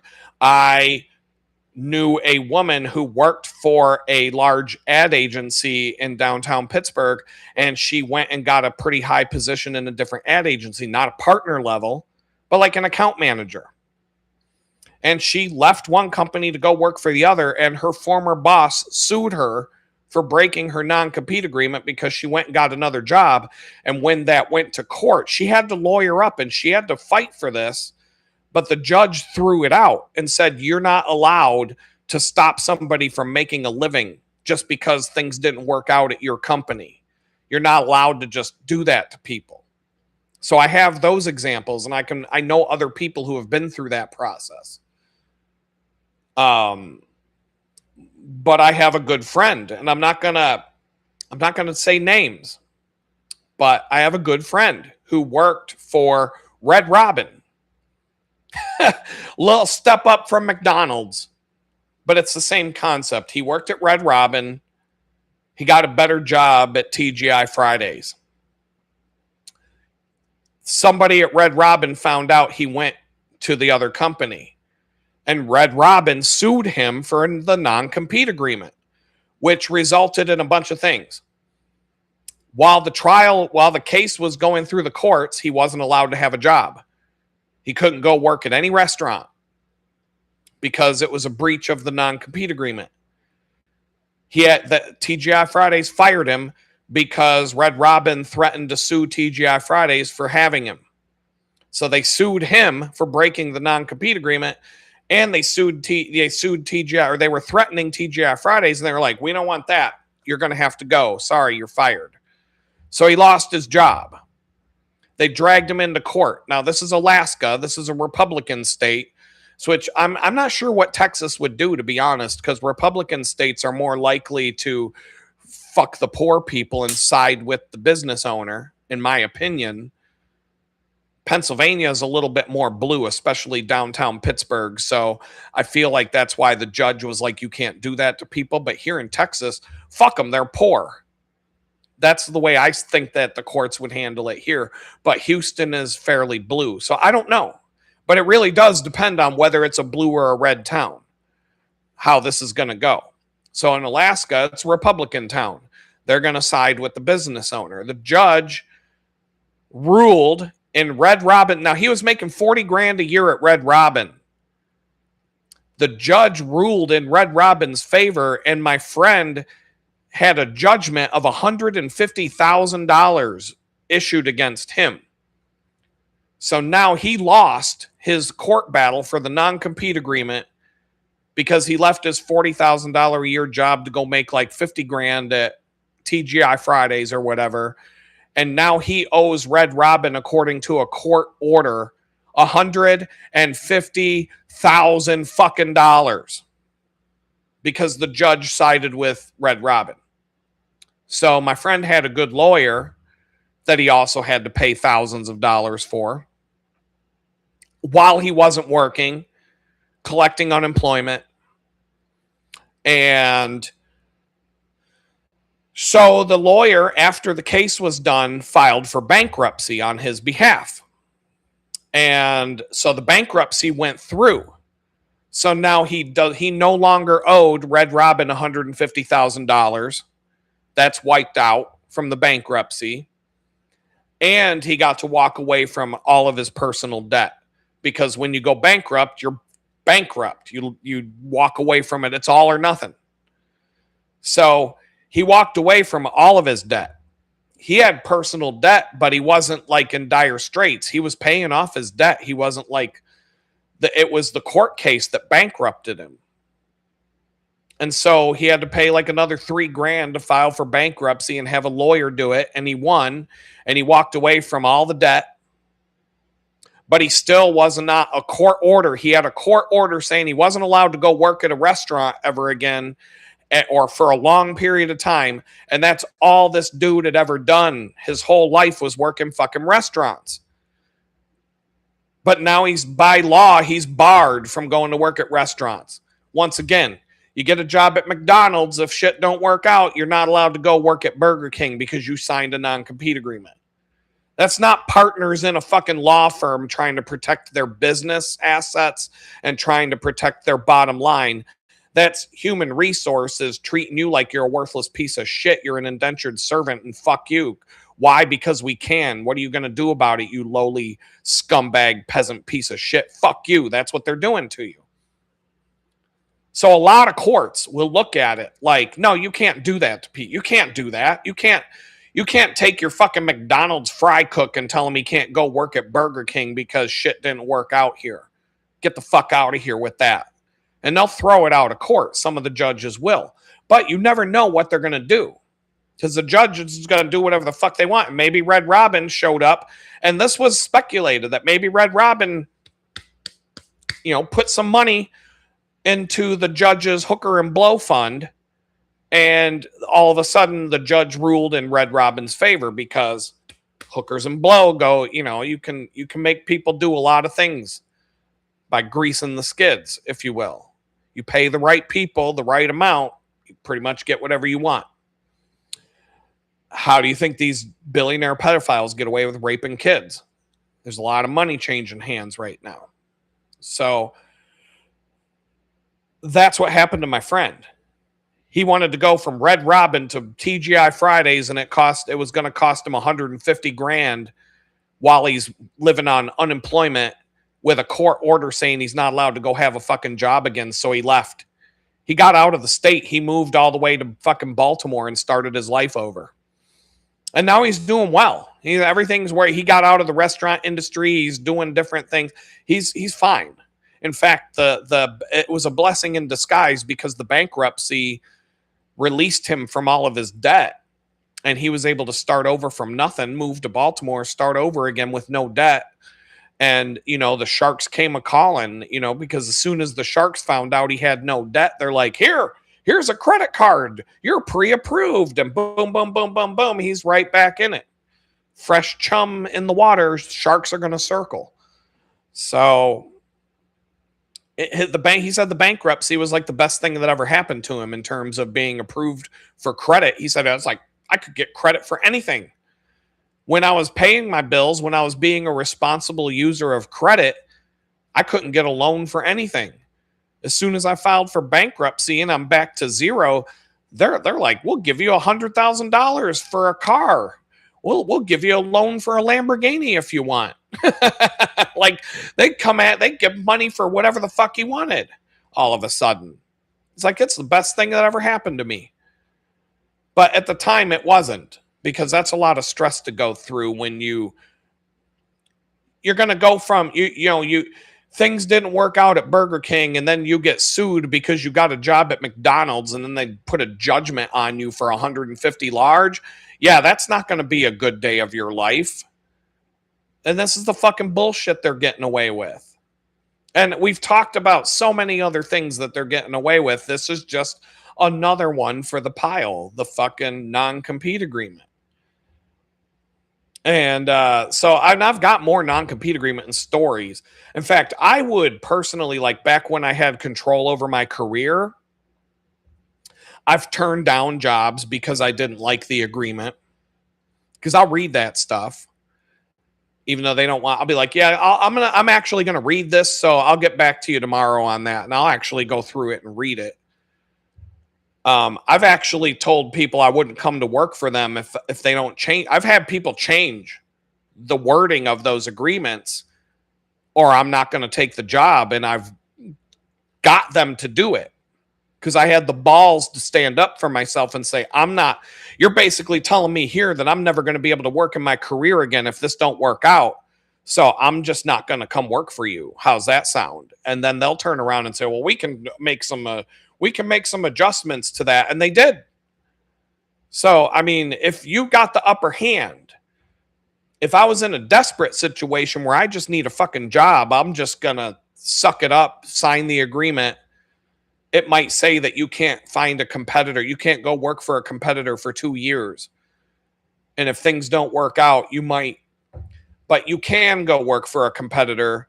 You just got to keep your mouth shut and don't put that. Here's the thing. Don't put your new job on LinkedIn ever. If you watched the last time that we talked about this subject, we were talking about how HR people at a job that you file an application for a job at will do a background check on you without your permission now. And they will go and find other people that you've worked with without your permission. And they will reach out to your former employers because you'll be on LinkedIn and they'll figure out who you worked for. And they'll dig into it and find people to ask about you. And if you put your current job on LinkedIn, then they might call your boss at your current job where you're working right now and ask your boss if your boss would give you a good reference. And now your fucking boss knows that you're out there looking for a job. And you don't want your boss to know that you're out there looking for a job until you're putting in your 2-week notice or your 1-day notice or however you decide to quit. You don't want your current job knowing that you're quitting until you quit. Because once they know that you're looking for a new job, your head is on the chopping block. They're going to be actively looking to get rid of you, whether you find a new job or not. But they're doing that shit. So I made it a point when I was on LinkedIn back in the day. I never, ever, ever, ever, ever, ever, ever put my current job on my LinkedIn profile. Is that a catch-all? Is that gonna prevent that from happening? No, because if I apply to a job, my resume that I send is going to have my current job on it. But I was very, very. I could give you 150 reasons why you don't put the company that you currently work for on LinkedIn. Never. A lot of people do. Don't do it. You're just setting yourself up for a bad day. Just have the last company that you worked for, the date that it ended, and it's blank from there, and they don't know. Someone like me, for example, I've said once or twice, I've said a controversial thing on YouTube, X, once in a great while, I might say something a little bit controversial. So who's to say that a troll from the LinkedIn channel or from YouTube or from X, somebody who doesn't like, that 1 or 2 times that I said something that might be a little controversial. What if somebody sees that and says, oh, let's go to his LinkedIn profile and see who he works for. And then they're like, oh, he works for this company. Let's go to their HR department and send screenshots of the thing he said, trying to get you fired. There's a good reason not to put your current job on LinkedIn. Don't make it easy for people to know where you work. That's between you and the company you work for until it's time to move on. After you're done working there, put it on LinkedIn. You don't have to put that shit on there right now. I never did. And this was before the FBI drove a tank into my house. I quit LinkedIn in 2017 and I was still getting jobs. You don't have to have LinkedIn if you have a good network. The only reason I went back to LinkedIn is because I just got out of prison and I didn't have a network anymore. So I'm like, well, may as well start somewhere. And I actually reconnected with a lot of people from my past who knew about what happened to me and knew that I spent 2 years in prison for a tweet. and they're still my friends on LinkedIn, and I can talk to them and reach out to them, and they would still give me a reference. A lot of people who know what happened said they would still give me a good reference. And so I have references. But I'll never even apply to a job. I will never send references to an HR recruit. I'll never send a reference to get a job again. If they ask me for references, I'll just say no. I'm just gonna play hardball because I'm not getting the job anyway. If they're asking for references, I'm not getting the job when they get to the point where they look at my background or do a Google search and find out I'm a piece of shit ex-con who went to prison for a mean tweet. So I'm not giving you my references. If you can't figure out that I'm good for the job or not good for the job based on a few interviews, my portfolio, my experience that you can verify by calling all those companies to verify whether I worked there or not. If that's not good enough, then we're not going to get along. So I may as well, I'm just putting my foot down. I don't care anymore. These companies are becoming vicious. AI, they're my God, I've got notes all over the place here for today, but here's something I found out about, or didn't find out about, but we were talking about how Amazon's fired 16,000, 30,000 programmers, and they're having AI bots write the code for Amazon. We've talked about if you watch part 1 and 2 of this series, we talked about how people are going on AI job interviews. I work at the bakery with a woman whose husband is a software engineer. He just got fired after 30 years of working for the same company. We've talked about this many times, haven't we? And I've still got real life examples of all the things that I talk about that show up in my reality week after week after week to back me up. But I know this guy. He's a good guy. He seems like he definitely knows his shit. Talked to him enough to know. I talked to him enough myself to know that he knows what he's talking about. And I talked to his wife a lot. I know what's going on. He's a good guy. They kicked him to the fucking curb after 30 years being a software engineer. And he's having a hard time finding a new job. Imagine that. I've applied to 700 jobs and I can't even get a job at fucking Burger King. So I don't know how hard it is for somebody who's good at what they do and doesn't have a criminal background. But I'm fucked. I'm cooked. There's no fucking chance of me ever getting a job again. That's fine. I'll figure something else out. God doesn't want me to do that anymore. It's pretty obvious. He's moving me in a different direction.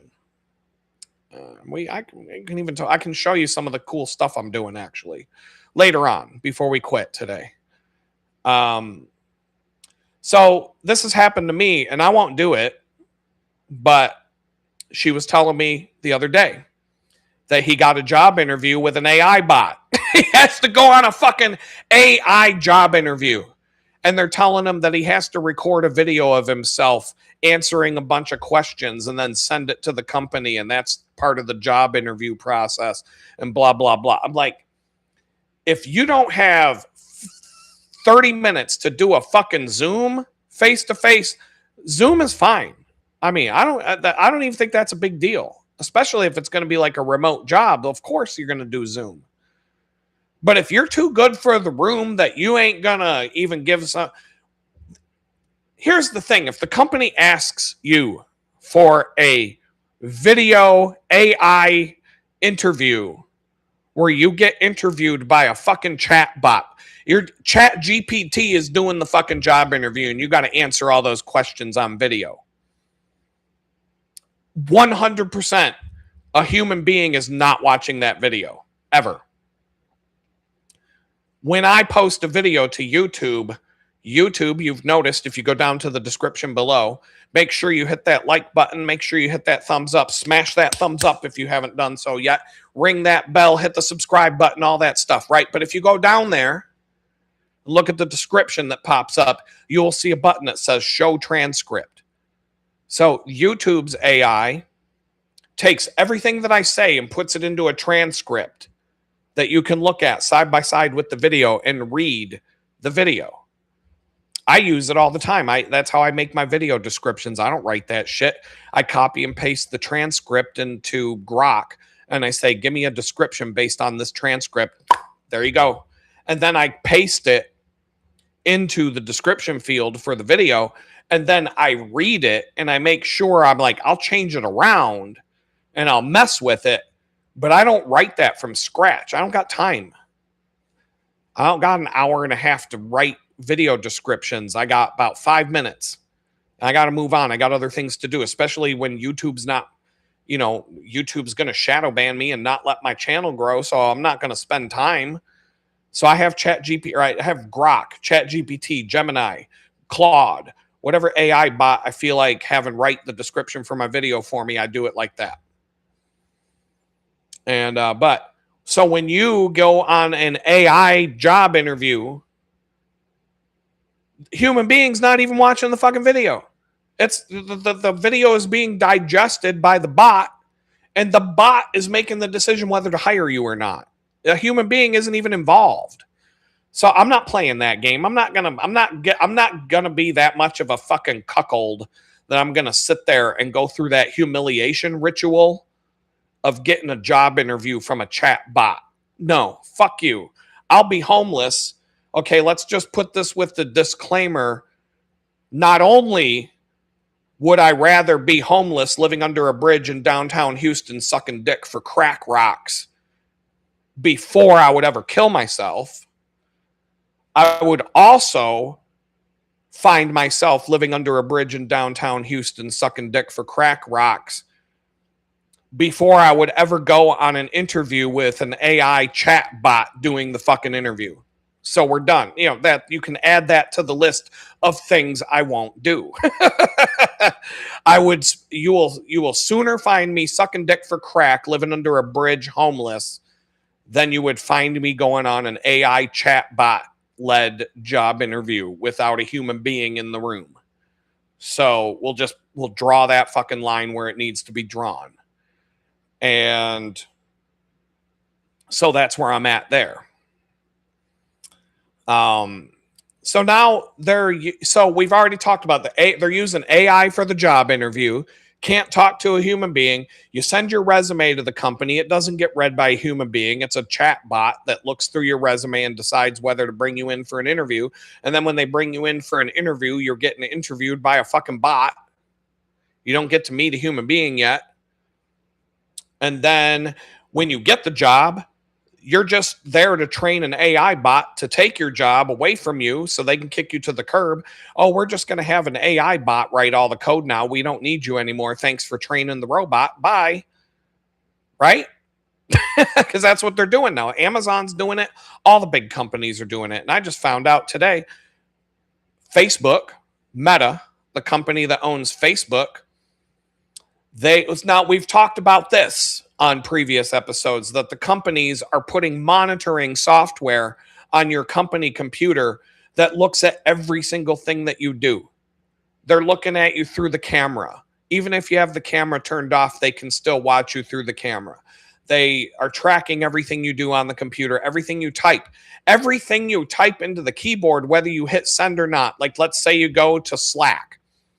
Like, say you've just had it with your boss and you go to Slack and you go and you click on your boss's name and you go down to the little chat window and you say, you know what, motherfucker, you can go choke on a dick. And then you're like, ah.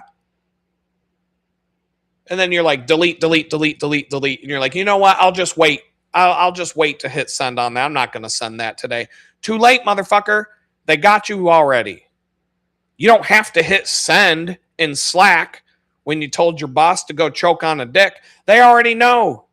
They were recording your keystrokes. As you typed it in on your keyboard, somebody in fucking IT got a flag that so-and-so just was about to tell his boss to go choke on a dick, but he deleted it.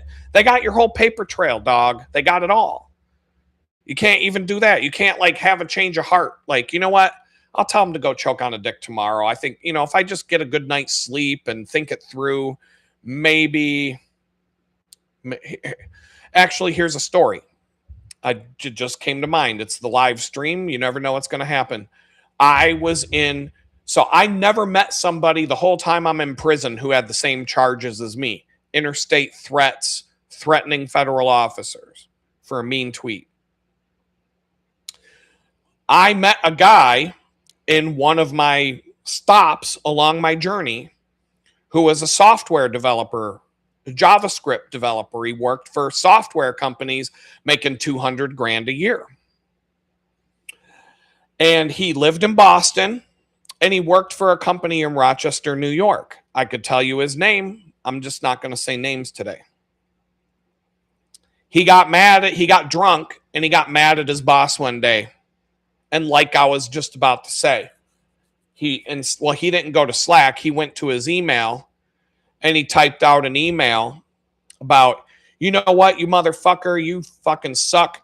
I'm going to buy a drone. He sent an email to his boss in Rochester, New York, saying that he was going to buy a drone and mount a gun to it and fly it over his house and take out him and his whole family. Okay, now I'm telling you, this is true. You can look this up. It's in the news. But he did this.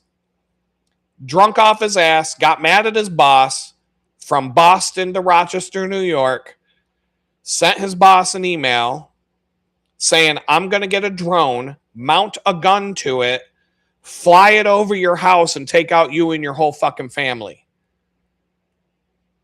Said about 3 days later, the FBI kicked down the door of his apartment, hauled him off to federal prison. He got 15 months. He got 15 months for that. I got 2 years for a Twitter post. So anyway, but his charge, interstate threats, it's a federal charge if you send somebody an email. If you threaten somebody over the internet, the FBI takes over because you've crossed state lines digitally. Even if you send an email to somebody in your own state, it's considered interstate commerce. The FBI handles all of that. So he sent an actual death threat to his boss, threatening to kill his boss and his boss's entire family. And he did, I think he got 14 months. And then he was back in for a probation violation because he was getting high. Something like that. And so he ended up doing 17 months. And now I looked him up on LinkedIn. He's back to making 200 grand a year working for software companies again after going to federal prison for threatening to kill his boss and his boss's family and children. He's making 200 large a year now working for software companies again. I can't get a fucking job at Burger King now. How fair is that? There's another story. Nowadays, if he had typed up that email, yo, you motherfucker, I'm going to buy a drone. I'm going to mount a gun to it. Ticka, ticka, ticka. I'm going to fly it over your house and kill you and all your children and while your wife watches, and then I'm going to kill her too. Chicka, chicka, chicka, chicka, chicka. Type it all out. And then he's like, you know what? I've had a little bit too much to drink tonight. I think I'm going to put that in my drafts folder. And if I wake up sober tomorrow and that seems like a bad idea, I think I'm just going to delete that and pretend I didn't do that. No, nowadays, the monitoring software that you're going to have on your company computer, you're cooked. The FBI are on their way. You didn't have to hit send. Just the fact that you typed it out, they've already recorded everything you've done. They've got a video of you while you're typing it out. They see your face. They know what temperature it is in your house. They know what's on the TV in the back. They know everything about you. They know everything you're doing. They're watching you. Every single thing that your computer can grab from the microphones, the camera, the keyboard, every single thing, every interaction. They're tracking your eyeballs. They're tracking your eyeball movement. And if your eyes aren't zipping back and forth and back and forth and back and forth, you'll get a call from your boss saying, why aren't you working hard? Because they're tracking your eyeball movement to make sure you work. If you get up to go to the bathroom, they're logging that. He went up, he left his desk. My friend had to get a fucking device called a mouse jiggler. So he puts his mouse on this thing and this little plate spins around under the mouse and it makes the mouse go like this all over the screen so that he doesn't get in trouble when he walks away from his desk. You have to have a fucking mouse jiggler to keep your boss thinking that you're doing your job if you get up to go drop a fucking deuce in the afternoon. Like, this is what I'm not doing this. I'm not fucking doing that. Okay, let's add this to my disclaimer. I will be living in downtown Houston under a bridge, homeless, sucking dick for crack before I ever work at a job where I got to have a fucking mouse jiggler on my desk to make sure my mouse keeps moving around the screen so I can go take a shit when I got to go to the bathroom. I would be sucking dick for crack before I would take a job like that. I don't care. Like that, homeless under a bridge. Add that to the things I won't do. So Facebook, they're taking it to a whole new level. Found this out today. Today I found this out. It's part of the reason why I picked this topic to talk about tonight. So they're doing all of the normal stuff. They're recording your screen all day. So they're monitoring your screen and capturing a video of that, or they're still frames that are every 10 seconds apart, 5 seconds, 3 seconds, whatever the bandwidth can support. So they're recording your screen all day. They're recording your mouse movements, everything you click on, the mouse movement, blah, blah, blah, your keystrokes, everything you type into the computer, whether you hit the send button or not. So if you're like, Mark Zuckerberg can go choke on a dick, you know what? I'll wait. I'm not going to send that. You're already done. You've already lost your job just by typing it out.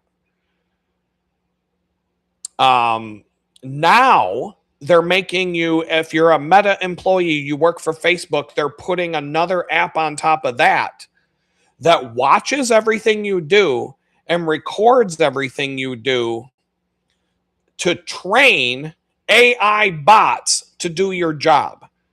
So if you're a software developer, you're going to have an AI bot sitting on your shoulder, virtually speaking, watching everything that you do, recording everything that you do, and training itself so that it can eventually take your job from you. And you can't opt out of this. If you turn it off, you get fired. You probably can't turn it off, though, because you won't have the passcode to log into the admin section of your computer and disable it.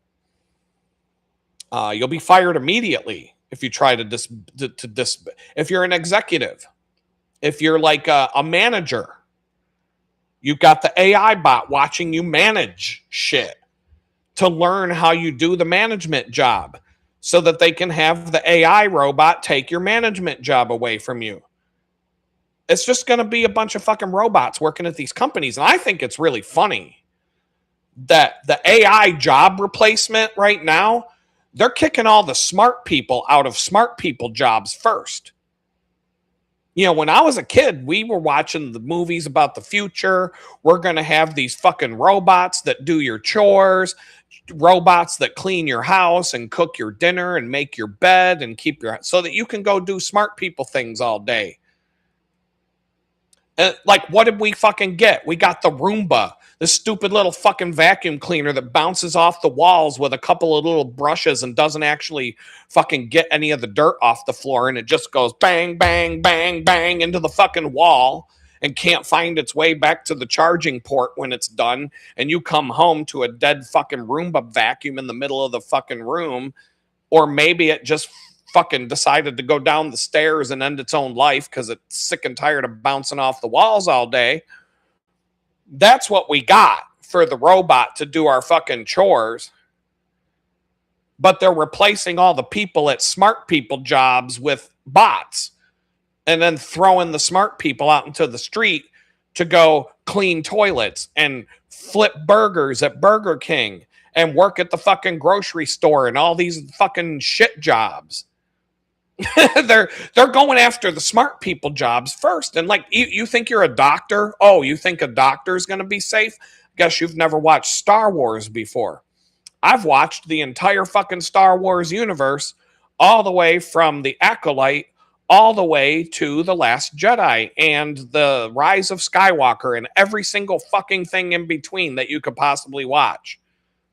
Have you ever seen a human doctor in Star Wars? You get your fucking arm cut off with a lightsaber. Who puts the new arm on you? A robot. A robot puts the new arm on you and wires it all up and gets it all working and good to go. The only time I ever saw a human doctor in Star Wars was in like a back alley, like behind the Mos Eisley Cantina, and they're doing one of two things.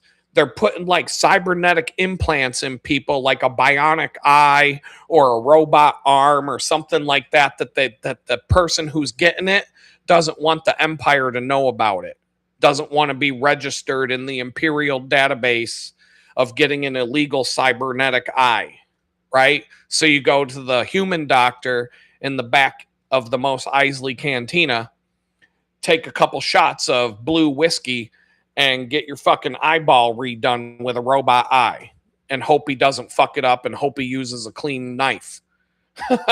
And the other human doctor in Star Wars is the same thing. It's the one at the back of the cantina that if you get shot by Jabba the Hutt because you fucked up a bounty and you got to get stitched up, but you're wanted by the Empire, you go to the back of the cantina and have that doctor patch you up. Maybe put a robotic implant in you to patch up the hole in your chest or whatever you do. But you, once again, you don't want the Empire to know about it. It's basically like when the mob boss gets shot and they go to the veterinary clinic, the animal hospital in the middle of the night, and they give the vet 50 large to take the bullets out and patch you up and put some bandages on it and send you on your way. Keep your fucking mouth shut and we're all good. That's the only time that you see a human being doctor in the whole fucking Star Wars universe. They're telling you right out. They're telling you they're going for the doctors. I already know this. I could tell you so many stories about this. I'm just going off the cuff for a while. I dated a woman whose ex-husband was a heart surgeon. There's so many fucking stories about that one. We could talk for hours. We could talk for hours. But her ex-husband was a heart surgeon making $250,000 a year, but between the student loan payments being like $5,000 to $10,000 a month and them alimony payments that he was paying her around $5,000 to $6,000 a month and other things, he was broke. He was a fucking broke ass heart surgeon. Broke as a motherfucker.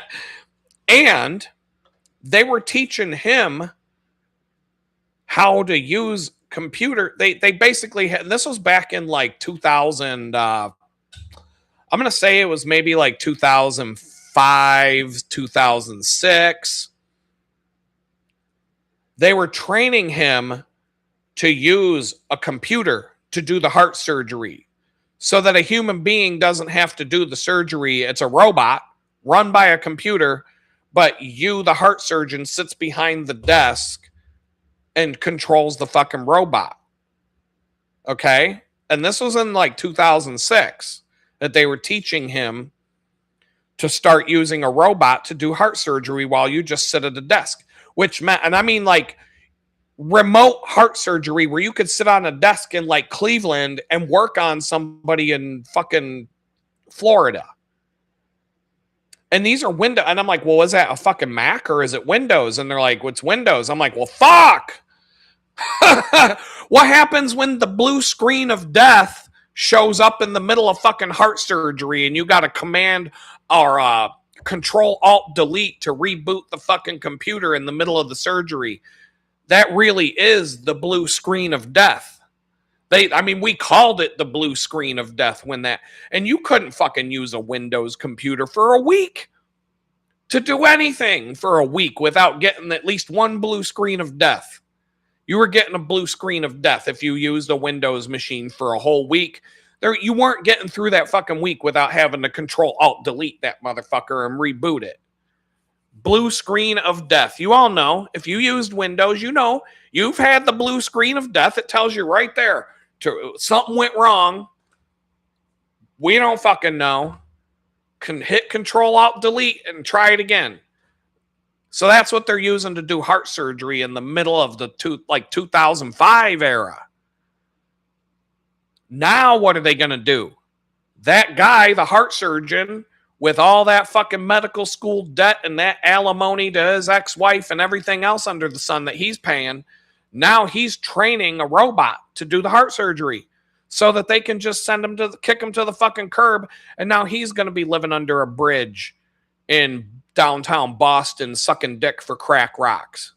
But at least he has the medical expertise to know how much crack he can, he's going to know the diseases that he could contract by sucking the dick.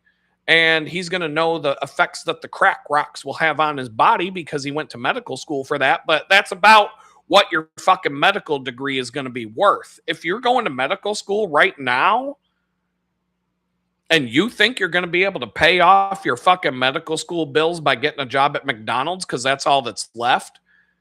And I mean, how much longer before you go to McDonald's or you go to, let's say, Carl's Jr. and you go up to a fucking vending machine and it's a robot and it tells you when you walk up to the machine, would you like some big ass fries, right?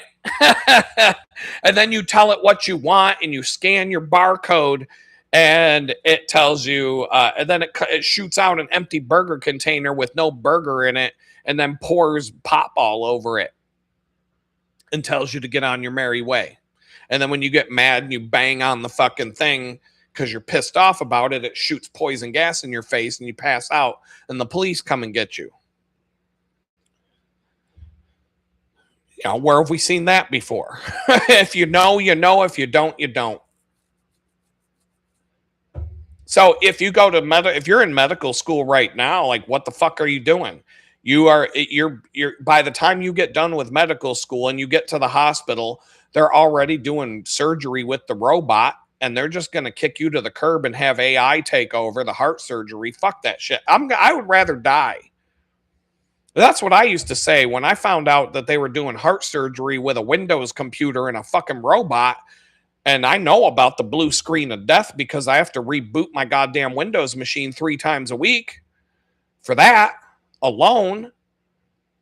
And I'm like, yeah, I'll just die. I'll just do like Chris Farley and the Chicago Bears fans on Saturday Night Live. If I'm having a heart attack, I'm just going to be like, hold on a second. All right, I'm good. I'm good. It was just a heart attack. No big deal. I'm good to go now. Where's them bratwurst? Where them cheese fries at? I'm good now. I'm not going to get operated on by a fucking robot with a Windows computer running the game. Maybe if they were using a Mac, maybe if it was an Apple computer running the fucking robot, I would have a little bit more faith in it. But I mean, I can't even run my fucking live stream on the Mac without watch this shit. Let's try it again. Look. Wait a minute. Oh, it looks like the camera's back in it. Looks like the camera works again, but it's already going out of sync. I can't even do a fucking live stream and keep the audio and video in sync with the camera plugged into my Mac. Oh, but I can trust a fucking Windows computer to do heart surgery. Like, what the fuck, dude? So now all the employees of Facebook are having AI bots sit on their shoulder learning how to do their job so that Facebook can get rid of 6,000, 10,000 people next year because we got AI bots to do the job. And thanks for training them. Thanks for training your replacement bot. Now get the fuck out of here, you sack of shit, and go fucking die. Like, that's what they're doing to you. Human resources, you're just a fucking resource. You're just a piece of shit cattle in a barn getting ready to be turned into a fucking soccer ball or a fucking baseball glove or a cheeseburger at McDonald's or a carton of milk. That's all you are working at these fucking companies. So, yeah, I'm not doing anything to help get out of my shadow ban today, but I'll tell you like it is. If you want to see my channel grow, If you're watching the replay, if you made it this far, you need to tell other people to come and subscribe. Hey, you need to watch this guy. This guy's fucking great. He says it like it is. He doesn't hold back. He's the most shadow banned guy on the whole internet right now. YouTube, they won't kick him off the platform. We don't know why.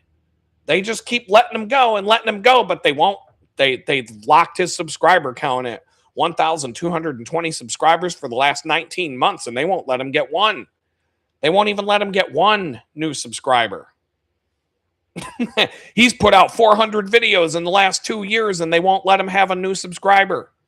Why? Because he says it like it is, and he doesn't give a fuck about it. So if you want this channel to grow, you got to give it the thumbs up. You got to hit that like button. You got to subscribe. You got to tell your friends. You got to share. Take a link from a video and post it somewhere on some fucking social media and say, check this guy out, and give him a thumbs up. I mean, I hate doing the plugs. I hate doing the stupid ass YouTube plugs. But I got to do it. I got to start doing it. So here we go. I'll throw them in here and there. But yeah, the AI bot now that's watching you all day at work, spying on your every fucking move. And they want to get rid of you because the AI bot doesn't have to go drop a deuce at 2 p.m. Doesn't have to go take a shit after the morning coffee. You know what I'm saying? Like the productivity is there. Why the AI bot could do the job of 25 people from India. They've already replaced you all with people from India, and now the Indians are getting sent back to Calcutta or wherever the fuck they came from because we don't need you anymore, Ranjit. Good fucking luck. We got AI bots to write even shittier code than you gave us. But it works. We can't even read this pile of fucking spaghetti that the robot wrote. We don't know what the fuck's going on in there. We just hit the button and hope it works. That's what Amazon did, and they lost 1 million orders. 1 million fucking orders. $100 million worth of revenue gone. They don't give a shit. Costs more than $100 million a day for Jeff Bezos to keep his yacht on the water, even if he's not living on it, or if it's parked at the dock for 6 months. It costs $100 million a day just to keep it parked at the dock. He don't give a fuck about $100 million. Yet, how many companies out there in America make $100 million a year? That's like, fuck, that's a milestone. Most companies will never reach that point. Amazon's like, we don't give a fuck. It's just $100 million. Who cares? We'll have 2 AI bots write the code. One will write the code, and the other bot will check and make sure it's all good. Oh yeah, that's gonna work out fucking great. You watch how fast that company goes downhill now that that's what they're doing. That shit's over. I'm already like starting to diversify my online shopping with different. I'm not gonna go with Amazon anymore, but they're all doing this. It's all going down the fucking toilet. I just think that they all know that the end is so close that they just got to put enough duct tape and coat hangers and fucking patch this thing up. Put some duct tape over the hole in the boat just to keep some water from leaking in as fast. Like we only got to make this bitch last for like 2 more years, and then we get to kill everybody. Let's just keep the boat floating for 2 more years, and we get to kill all the peasants, and we have this whole world to ourselves, and we'll make it the most beautiful utopia. We'll keep enough people around to make kids to rape. We'll have we'll still have, we might need to have a few people here and there to wait on us. We'll get a robot to clean the toilet, but maybe we'll just go old school and have human beings clean the toilet because that's humiliating. And, just for nostalgia, we'll keep some of those around. Okay. So now you've got a company, right? Watching your every move on your company computer with AI, recording your screen, your keystrokes, your mouse movements, your clicks, your eyeball movement, your face, everything that's coming through the microphone on your laptop and everything. Now, what happens if you got to open up your health insurance paperwork, your HIPAA data? You know that you have a right to privacy with your medical records, that not even your employer is supposed to be able to go and read all your private medical data. Are you gonna be able to open all that shit up on your own computer? Like, what if that shit gets sent to you through the company email system? You know what I'm saying? And then you got to open it up or forward it to yourself or do whatever you got to. Like, how the hell do you even look at your own health insurance and your private medical, your protected private health shit when this company's got AI bots looking over your shoulder, cataloging everything you fucking do? So let's say you're a woman.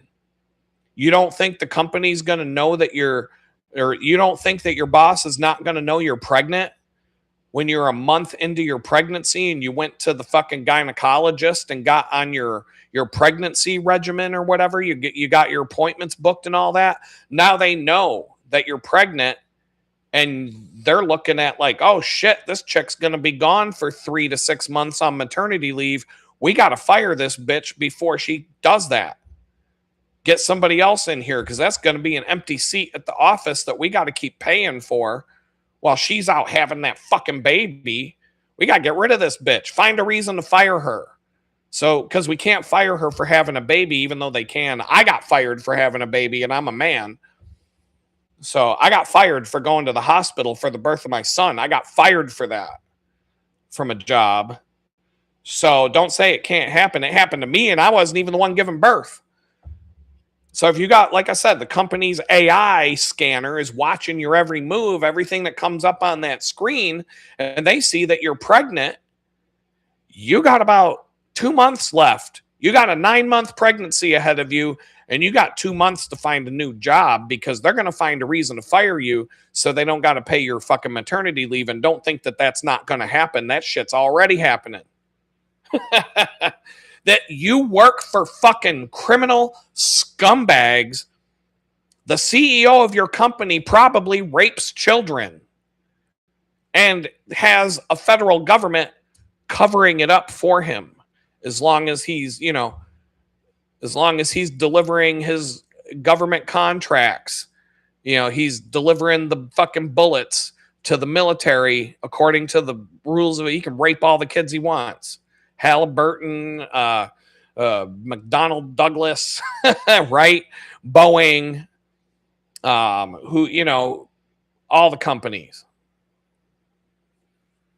So this is what you're dealing with at the top. And it's gonna get worse and worse and worse. So for me to yes, I would take a job if somebody wants to pay me 6 figures to go back to doing what I was doing. I've said that many times. I went on an interview last week with somebody and we talked about money. And I said, yeah, I threw out a big number because what do I care anymore? And they were looking for somebody to do video editing and motion graphics. And I said, well, my portfolio doesn't reflect that. And if you want me to build a portfolio to show that tomorrow, I ain't got time for that. I was working on a website build for a client. I wasn't going to put that aside to put together a video and motion graphics portfolio out of the blue. My whole portfolio is user experience design for software companies, and that's what it's focused on. And I said, so if you can find a user experience design job, and I told her I didn't get into the whole ex-con life. I'm not covered in tattoos all over my face and neck and arms and barbed wire tattoo around my wrist. And, I'm not really looking the part. But I said, look, it would probably be a better fit for me if you found a startup or a small company that's looking for someone, just getting started. Your little startup that's got 5 people and they just need someone to come in and do the job. That's probably going to be a good fit for me. That's the kind of environment that I would rather be in. I didn't get into the whole, no, I'm not going to get a job working for Exxon down the street because, I'm the world's worst criminal. And that's going to come up in a background check. So I didn't bring it up, but I was like, I'm not really I told her, I'm like, I'm not interested in working for some big corporate client.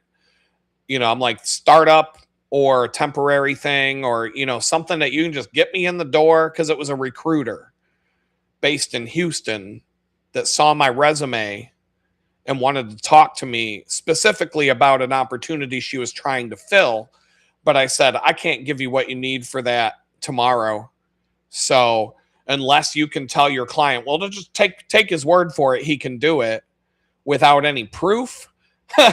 Like, knock yourself out. If you think you're that good of a salesperson, you can pull that off. But look, I'm not expecting you to pitch me to your client, because I'm just not going to do it. I don't got time. I got things I got to get done. So we had a nice talk. And I mean, who knows?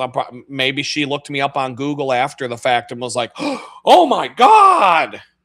And that's that. I don't know. But maybe she found my YouTube channel and saw that I'm talking shit about HR. And she's like, he's talking about me. We're done. Whatever. I don't care. Meta, Facebook, now that they're having all the employees train the AI bots that are going to replace them, they're getting rid of 10% of their workforce by May. You got a month left, bitches. You got a month left. That's 8,000 people in May that they're getting rid of. And the total layoffs at Facebook, Meta, whatever, it's going to be 10,000 people so far losing their jobs. I mean, you got Amazon, 30,000 people gone. Facebook, 10,000 people. This company, another 50,000 people. There's like millions of fucking people jobless right now that can't even get a job at fucking McDonald's, because McDonald's is looking for a fry cook, and the fucking the manager of the McDonald's number 274 looking for a fucking fry cook in downtown Houston is getting 6,000 resumes from people with fucking PhDs and master's degrees and MBAs and software developers and everything under the fucking sun trying to be a fry cook. And they got to use AI bots at McDonald's just to fucking find a fry cook, because they got 6,000 resumes to sift through. Like, what the fuck are we? This whole fucking country is burning to the ground, and the only thing that the president gives a fuck about is getting a new ballroom. Dude, like, I swear to God, Donald Trump's going to be running around in a fucking dress next week, dressed up like a fairy princess with one of those things that you went, the tiara. Is it a tiara that you wear? In a blue sparkly dress, crying about, I just want my new ballroom, my new big beautiful ballroom. It'll be the biggest, the most beautiful ballroom you've ever seen. Like, what the fuck, dude? Gay dudes don't even fucking go crazy about wanting to get a ballroom. Like, oh, I just need a big beautiful ballroom for my White House. Like, fucking Donald Trump running around like a fucking gay princess begging everybody for a ballroom. So he staged another fucking fake assassination attempt to try and trick everybody into paying for it, because he went and told everybody, a year ago, 6 months ago, that it wasn't going to be paid for by the taxpayers, and now we're fucking paying for that. And I'm pulling this up on the fucking screen because this is fucking insane. I just saw this week. I don't know if you've ever seen the movie Idiocracy, but President Dwayne Elizondo Mountain Dew Camacho became president because he was the UFC Summer SmackDown champion of whatever fucking year that was, and he won the presidential election because of that. And I keep telling you over and over again that Idiocracy, the movie Idiocracy, is a documentary. It's not a comedy. It's a movie about our fucking future. And then someone shows me this shit right here. The fucking UFC is having the fucking summer smackdown on the lawn of the fucking White House. They're having UFC cage fights out in the fucking front lawn of the fucking White House this summer. The fucking White House. Like, I'm watching Idiocracy on CNN now. Here's the summer fucking smackdown, the UFC Freedom 250 on the White House lawn. Sunday, June 14th, 7 p.m. at the White House, Washington, D.C. Watching all these fucking dudes beat the shit out of each other in a steel cage fight on the, on the fucking White House lawn. What the fuck, America? What the fuck is going on, dude? What the fuck is going on with this country now? This is fucking crazy. I can't make this shit up. I have an active imagination. And I was the UFC Summer Smackdown on the White House lawn was not on my bingo card for 2026. I can tell you that. I just found this out like 2-3 days ago, and I'm like, what the fuck is that? That is some wild fucking shit right there. That's some wild shit right there. Wow, dude. Wow. We are not far. We are not far from the end. Now, look, if Kamala Harris had won the rigged election, if they picked her instead of Trump, like I said, you'd have a bunch of, the fucked up thing is if Kamala Harris had won, you'd have a bunch of fairy princesses in drag running around the White House wearing dresses with their dicks cut off, and they would not be begging America for a new ballroom. Okay, number one, not like Trump. Actual gay dudes running around the White House in a dress wouldn't be begging America to build them a ballroom. Okay, so we can dance in our new ballroom. They wouldn't be doing that. They wouldn't be doing that. But, like, instead of the UFC Summer Smackdown on the fucking White House lawn, you'd have RuPaul having a fucking drag queen fashion show out on the lawn of the White House instead. So it wouldn't be any different. It would still be worth me talking about on the channel and getting my fucking shadow ban kicked up a notch. They're still going to get, I mean, it doesn't matter who's in charge. They're still going to get, I'm never going to run out of shit to talk about. I did not know the UFC was having the summer SmackDown cage matches on the White House lawn this summer. That was brand new. That was brand new information to me on fucking Tuesday, Monday this week, whatever day I found out about that. Like, I was watching a YouTube video and they were talking about it like everybody knows, and I'm like, hit that fucking pause button for, wait a minute, what the fuck did you, I'm hitting the back button. What the fuck did you just say? UFC on the White House lawn? What? It's now I'm in Google. I'm like UFC White House lawn. Boom, it comes up. Wow. Wow. Wow. That is some wild shit, America. That's some wild. What the fuck is next? What the fuck is next? Is Trump going to get his ballroom and then build a coliseum next door to it? Like, after the ballroom's done, like, because Donald Trump thinks he's going to be president for the next 30 years, like Vladimir Putin. You know, he's going to, well, you know, they stole that election. Russia, you know, and they stole the Creepy Joe and the auto pen, and I deserve another term. And he thinks he's going to get, like, he thinks he's Vladimir Putin now. He's just going to get 6 more terms. That's why he wants the fucking ballroom so bad. Well, I'm like thinking, because they're talking about what are they building under the ballroom. And I'm like, well, you know, Epstein Island is closed for business. They need a new place to rape the kids. What better place than under a fancy new ballroom right next door to the fucking White House. That sounds like a good place to rape the kids now. People will leave you the fuck alone down there. So you won't be able to hear those kids scream from street level. I can tell you that. So this is where we live, America. This is the country. This is what we're doing. I saw someone wearing a fucking shirt that said, I don't care if Donald Trump is a pedophile.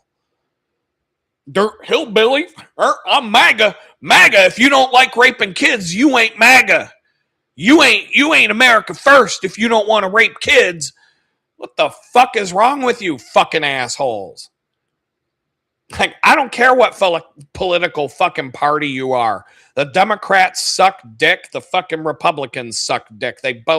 You go to vote, they put 2 bowls of shit in front of you, and they ask you to tell us which one smells the best. I got shit to do. I'm not going.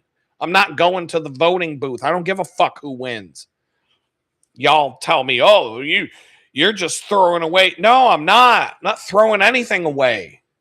I'd be throwing away my valuable time to go down to the fucking voting booth and wait in line to tell you which bowl of shit smells the best. That would be a waste of my time.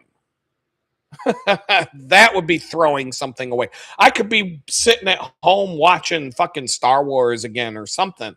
Like, that would be more valuable to me than going to get a little sticker that says, oh, I voted. Oh, I did something. Fuck you. No, I don't give a shit.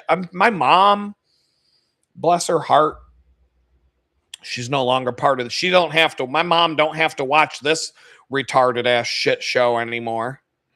She tapped out back in 2015. See ya. Done.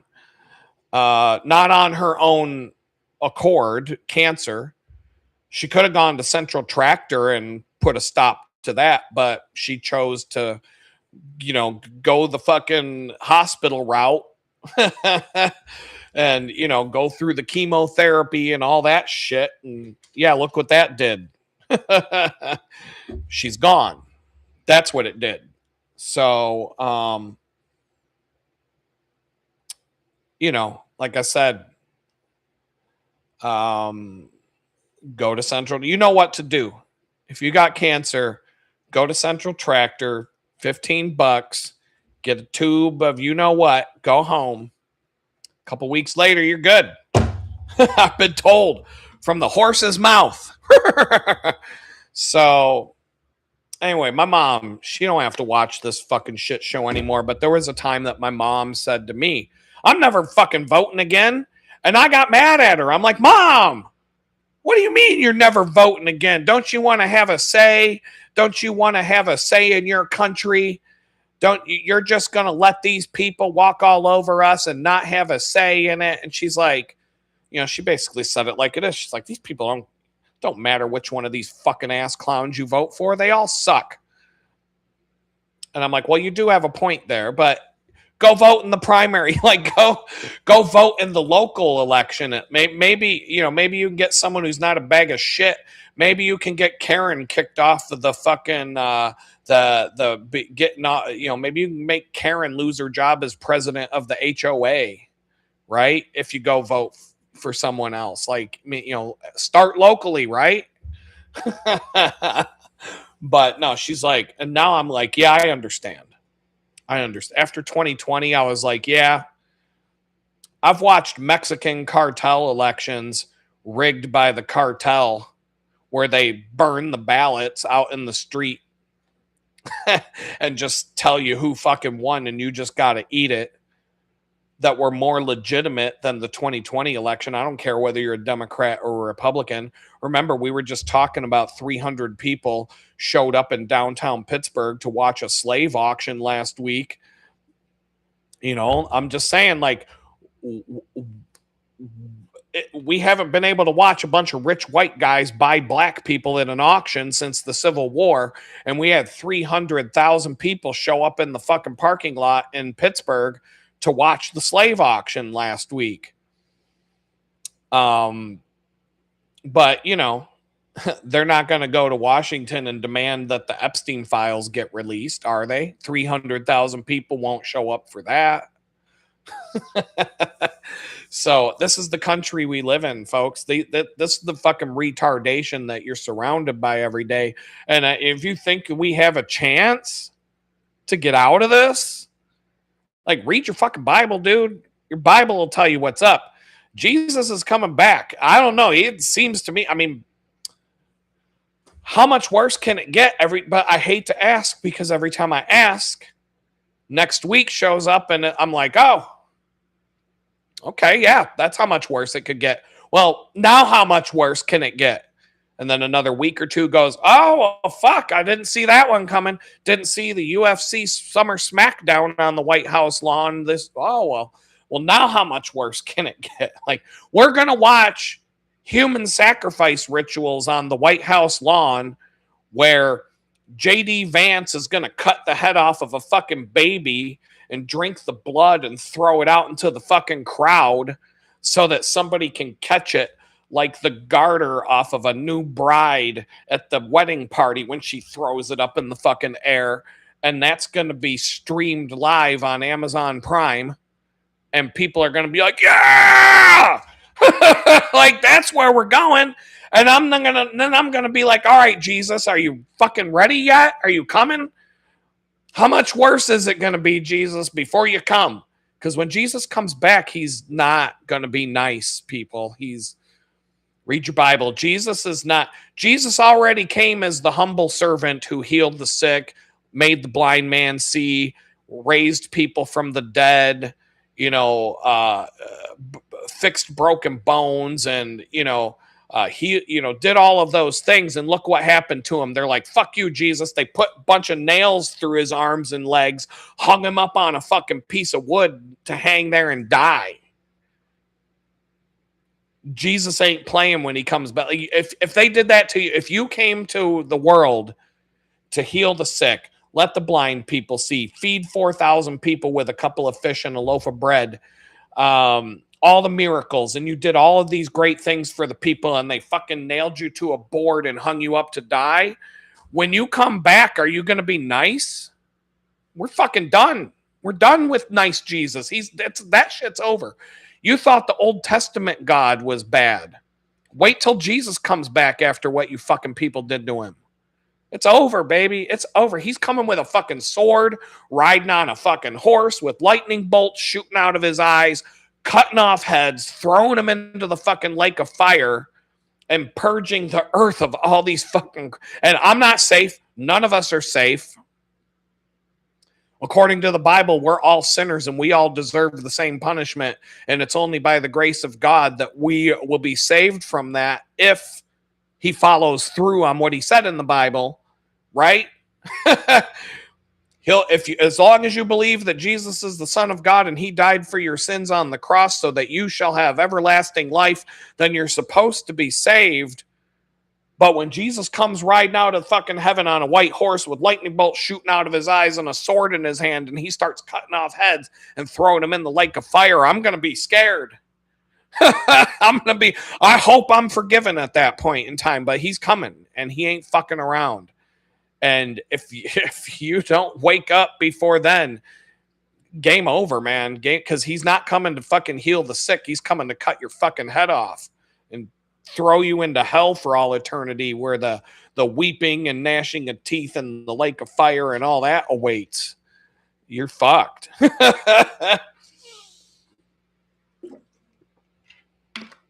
It's game over. I'm just waiting for him to come, because I'm like, how? I'm going to ask once again today, how much worse can it get? And then about 2 weeks from now, we're going to be doing the live stream, and I'm going to be like, hey, people. So remember 2 weeks ago when I was asking, when we were talking about the second coming of Christ and, Jesus coming with a sword and lightning bolts coming out his eyes and cutting off heads, throwing them in the lake of fire and all that. How much worse can this world get before Jesus finally says, we're done here? I've seen enough already. I'm coming back. I'm going to be saying that 2 weeks from now. And then I'm going to be like, well, ladies and gentlemen, here's what I just discovered this week. Are you ready? Are you ready to hear this one? Y'all know about Palm Beach Pete, right? I think we're done talking about HR. Don't know. We could talk. Holy fuck! There's another thing I could talk about with HR, but we're 15 minutes away from the 3-hour mark. I think we're just gonna stick with.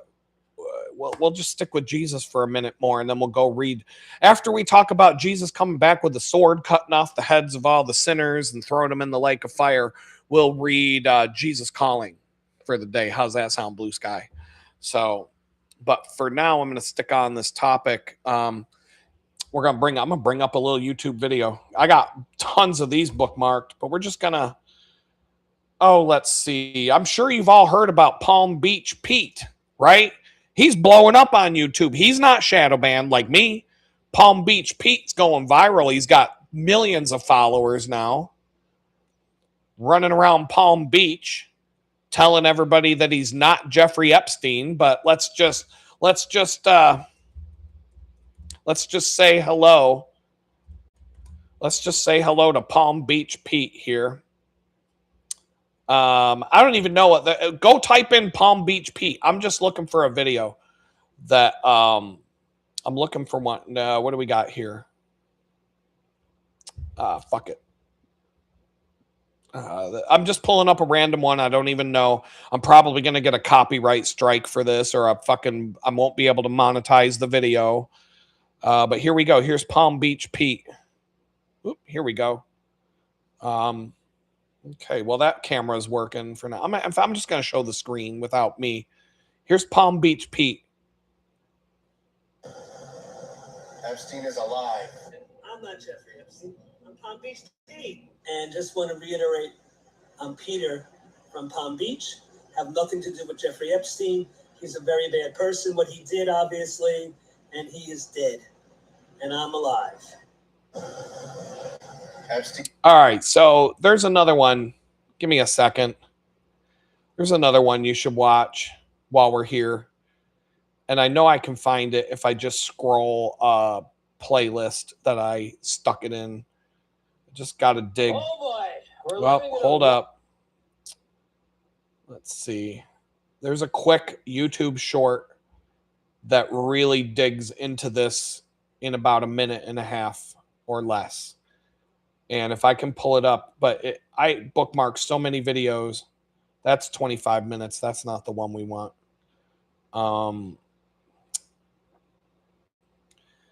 Oh, let me see if I can pull up my playlist in a new window, scroll it a bunch of the way down, and then I should be able to just, you can't search a playlist for a specific video, but if I preload a bunch of if I just scroll down far enough, then I do a browser search for Palm Beach Pete, and then just, is this one? This might be the one. Let me pop that up. Let me just see what else pops up. Nope. Nope. Nah, okay, this one. That one maybe. That one maybe. Oops, hold on. Fuck. Go back. I'm just looking for the short ones so we don't take up all our time tonight. Palm Beach Pete. All right. I think this is enough. You can dig into this on your own. I'm just giving you like the tip of the iceberg here. Here's Palm Beach Pete. Morning, everybody. Palm Beach Pete from sunny Florida. Not a cloud in the sky. I'm off to play some tennis. I'm not Jeffrey Epstein. I'm Palm Beach Pete. I want to thank all my followers. This thing has gone crazy viral. Over 100,000 plus followers in less than 2 days. Have a great day. Enjoy life. So Jeff Epstein's got 200,000 followers running around Palm Beach. It's Palm Beach Pete. Changes his name, but he didn't even have to fucking change his hair or nothing. Here, look at this. Hey, everybody, this is Palm Beach Pete. Wait, look at this. Watch this again. If I was at my home in Palm Beach. Palm Beach.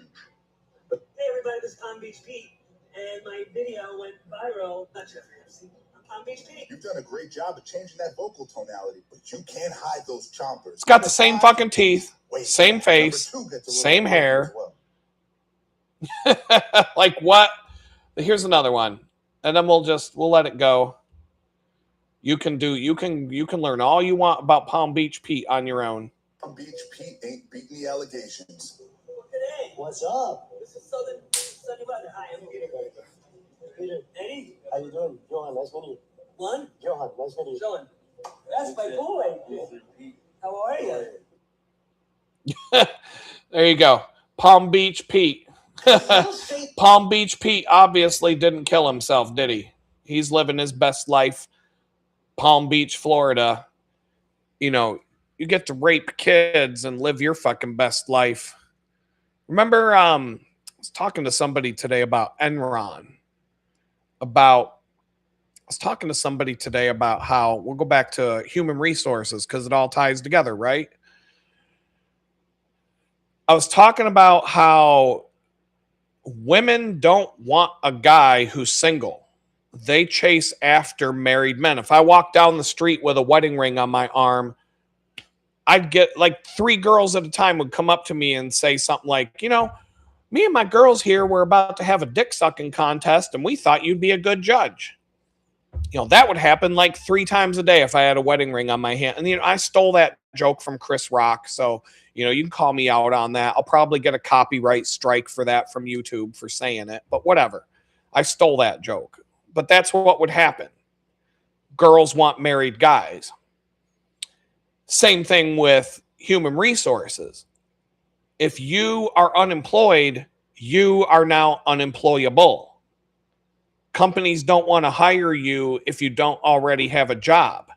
Just like a girl doesn't want to date you unless other women want you. And what better proof that other women want you than if you have a ring on that finger? So, and believe me, I know a lot of married men, and married men get chased around by women constantly, and these women wouldn't give that fucking guy a time of day before that ring went on his finger. But now they all want him. So don't tell me I'm full of shit. I've been watching this shit. I'm 50 years old. I've seen some shit. I've seen some shit over the years. Okay? So there's that. Like I said, the same concept applies in the corporate world. If you're unemployed, you're unemployable. They don't want you. They only want you. Like human resources ain't going after the unemployed guy until they've burned through their whole list of people who already have jobs. If they can't find what they're looking for, or they can't get someone to leave their job to come work with them, then they'll dig into the bottom of the barrel and go to the unemployment line to find somebody to come work for them, but not first. Same with women. They want to steal a guy from a relationship, whether he's married or has a girlfriend. They want to steal you from another girl. But eventually, if she gets desperate and she can't find a guy to steal, well, then fuck it. I guess I'll go on Tinder and look for a single guy or whatever. You know, like that if I get desperate enough, I'll go to the bottom of the barrel and find a single guy. So, but what if you're unemployed due to no fault of your own? Right? Enron. Remember Enron in California? And Kenneth Lay was the CEO of Enron. And it was his fault. He was running a Ponzi scheme and he fucking ran the company bankrupt. He was supposed to go to prison for the rest of his life for his crimes, the fraud that he committed while he was the CEO of Enron, and all the people that worked for Enron lost their job. I remember seeing the video of the building being emptied and everybody carrying their cardboard boxes of shit out of their cubicles to go home. Now you're unemployed and you're on the unemployable market due to no fault of your own because the CEO of your company was a crooked fucking swindler who was supposed to go to prison for that. And that's a black mark on you. Like having Enron being the company you worked for on your LinkedIn profile, you may as well have been Jeffrey Epstein's private assistant. You may as well have been working for Epstein's company. if he had a company that everybody knew the name of and you were just an employee. It didn't mean that you went to the island and raped a bunch of kids. Maybe you were just a fucking programmer at his fucking investment company or whatever, and you had nothing to do with the plane or the Lolita Express or hanging out with Bill Clinton while you raped a bunch of kids or none of that. Like, you didn't have anything to do with that. But if that shit's on your resume, then you had something to do with it when you're going to try and find a new job. It's Enron. Having Enron on your resume was a black mark that would prevent you from getting a new job, even though it was the crooked dickbag child molester CEO swindler that was the reason you don't have a fucking job. Maybe you were an all-star employee, but you got a black mark because you worked for that fucking crooked ass douchebag. Well, if you recall, when he got sentenced, Kenneth Lay, when he got sentenced, all of a sudden he had a heart attack and died. Remember that? And because he had a heart attack and died, his wife got to keep all the money. His wife got to keep hundreds of millions of dollars in Kenneth Lay swindler money that he stole from people running scams at Enron. So his wife got to keep all that money. And Kenneth Lay just happened to have a heart attack right when he was supposed to go to prison. Remember that shit? Are you going to tell me that Kenneth Lay is not sitting on a beach right now, sipping pina coladas, raping a bunch of fucking kids, living in a fucking mansion down in fucking Venezuela or some shit like that? Who knows, Argentina, where all the Nazi war criminals went, or wherever the fuck he is. You don't think that he's living on a beach with hundreds of millions of dollars, a stable full of little boys to fuck anytime he wants, his fucking wife goes shopping at Gucci every day and Balenciaga and all these other fancy ass stores, and they're living their best life on your dime, the money that they stole from you. Oh, he just happened to have a heart attack, and oh, he doesn't have to go to prison after all because he's dead. But now we got Jeffrey Epstein running around Palm Beach now. We all saw it. You're going to tell me that's not Jeffrey Epstein running out in the open, going to the fucking tennis club, calling himself Palm Beach Pete, doing fucking talk show interviews, blowing up on YouTube. What did he say? I got 200,000 followers this week, living his best life right out in the fucking open. Because now they're just rubbing that shit in your face. They're rubbing that shit right in your fucking face. Because that's how much they don't give a fuck anymore. We're going to rape your fucking kids. We're not going to go to jail because we're the ones in charge and we don't do that. Different rules for me than we got for you. I'm going to get sprung out of prison. And I'm going to go move back to Palm Beach and live my best life, going to the fucking tennis club, blowing up on YouTube, getting 200,000 followers a week and going on fucking talk shows, laughing and joking about how I'm not Jeffrey Epstein, even though everybody fucking sees it. He didn't change his hair, didn't change his face, didn't change his teeth, didn't change his voice. They got videos where they have them talking side by side. They have the same stutters. There's another video where Palm Beach Pete pulls up to a car full of girls and asks them how young they are. Like, they're rubbing this shit in your face. Like, right in front of your fucking face. Like, they're going to have the UFC Summer Smackdown cage fights in front of the fucking White House this summer. And give it 5 years, they're going to be doing human sacrifice rituals in front of the White House.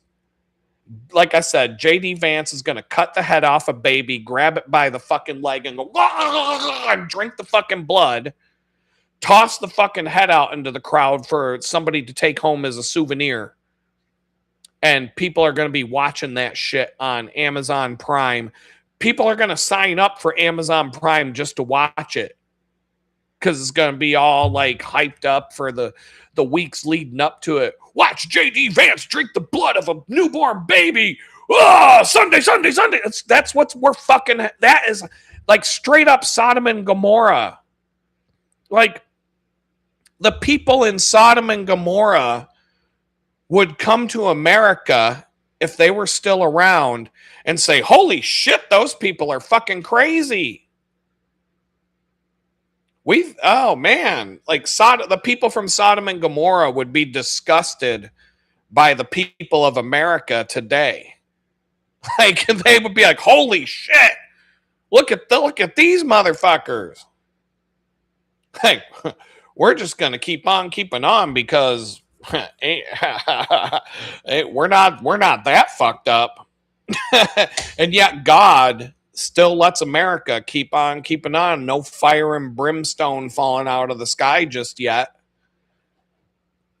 Alex and Analog, Jesus must be drunk at the bar, because if he can't see that things have escalated a tad, he's got to have beer goggles on. He's just, I don't know what he's doing, but nobody will know the hour or the day. And I'm like, well, could it be tomorrow? I'm fine with that. Could it be? Yeah, I don't know if it's going to be tomorrow, so why not? I don't know the hour or the day. Nobody knows the hour or the time that he's going to come back. How about tomorrow? How about Friday or Saturday? Maybe, I don't know. There's a couple of things I'd like to do before he comes back, but I mean, if Jesus, if you want to come back tomorrow, I'm not going to complain. I'm not going to complain at all. But I guess things are going to have to get worse. Like, you think they can't? I ask this question every week. How much worse could it possibly get? And then next week I'm like, oh, that much.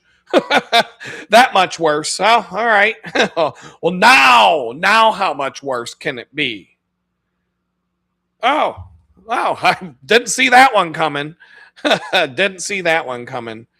I really didn't see a bunch of kids getting raped on a fucking island while the guy who didn't kill himself is playing at the tennis club in Palm Beach, calling himself Palm Beach Pete, while he runs around on YouTube going viral and going on talk shows and shit, telling everybody he's not Jeffrey Epstein, and everybody just fucking going along with it because I guess I'm the only sane person in the fucking lunatic asylum now. And so everybody's calling me crazy.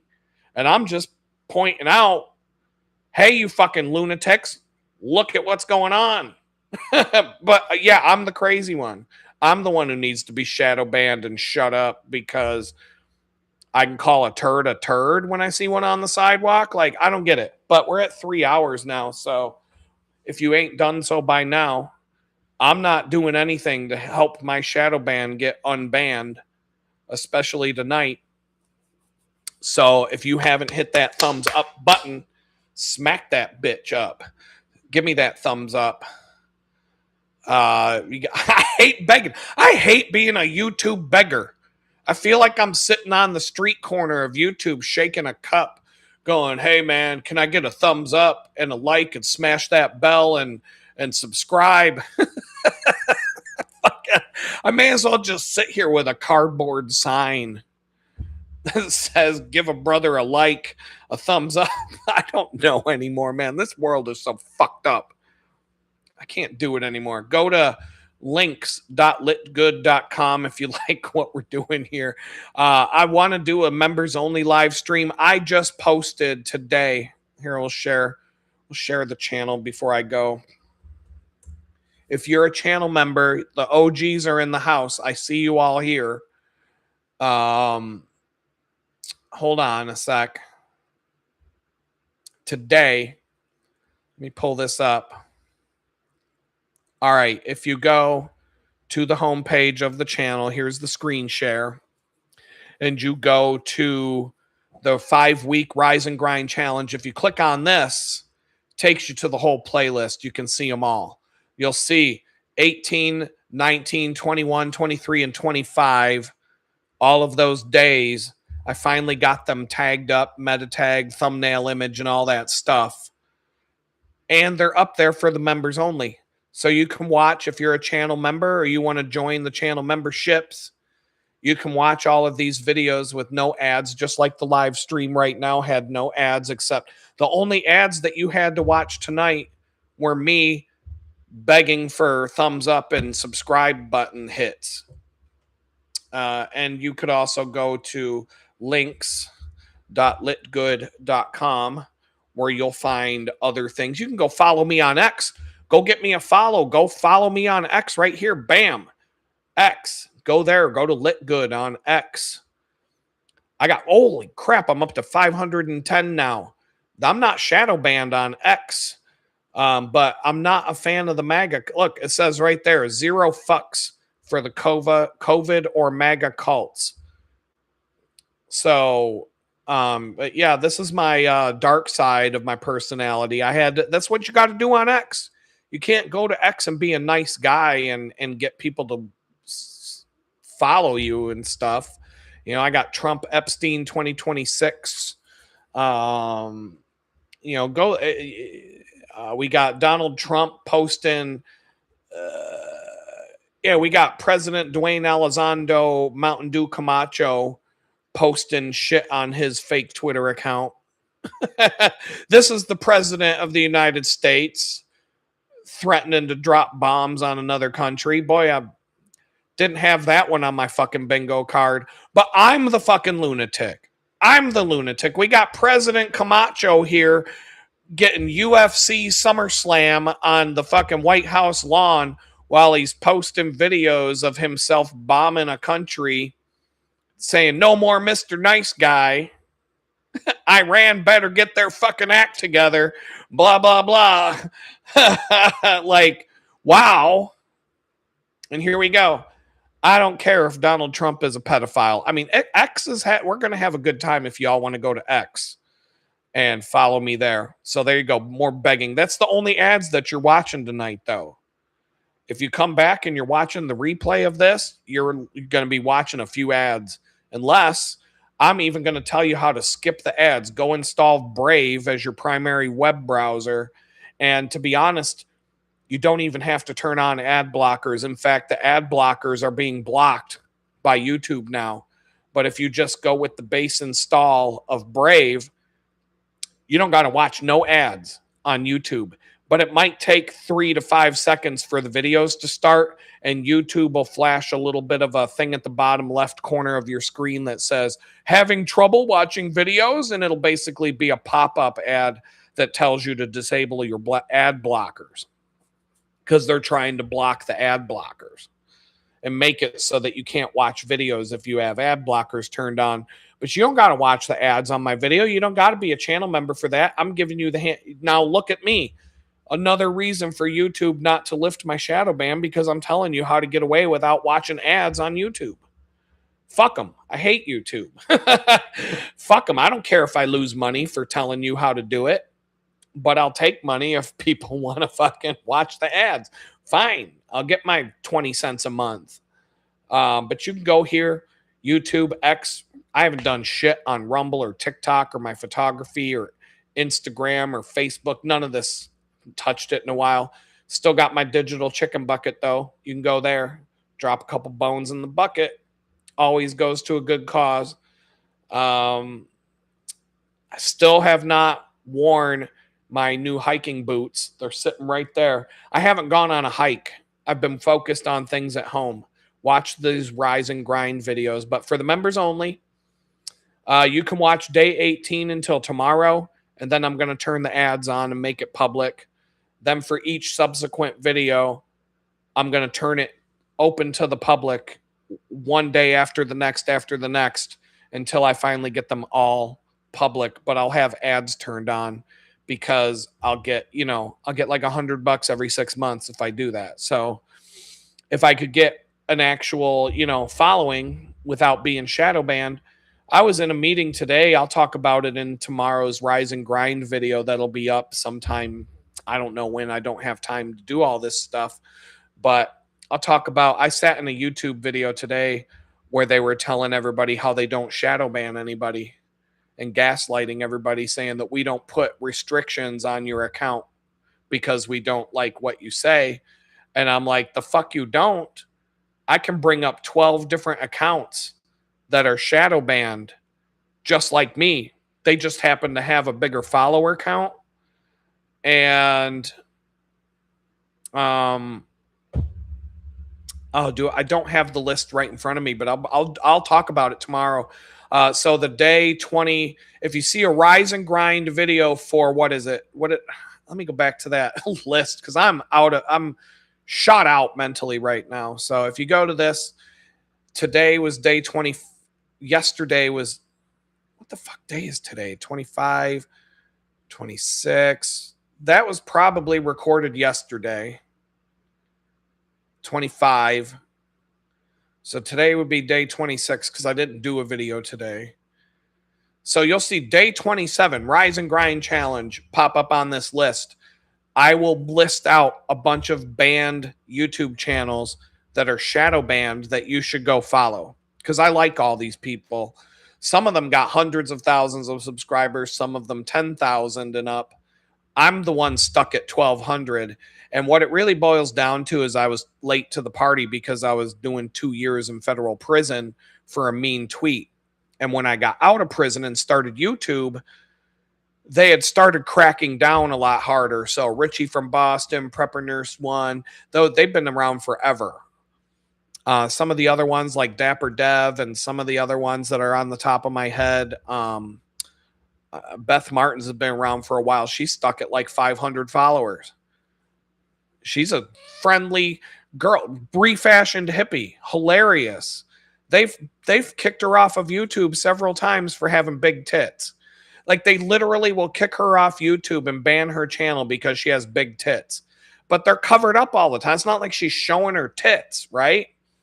And they kick her off the platform over and over and over again because she's got big tits.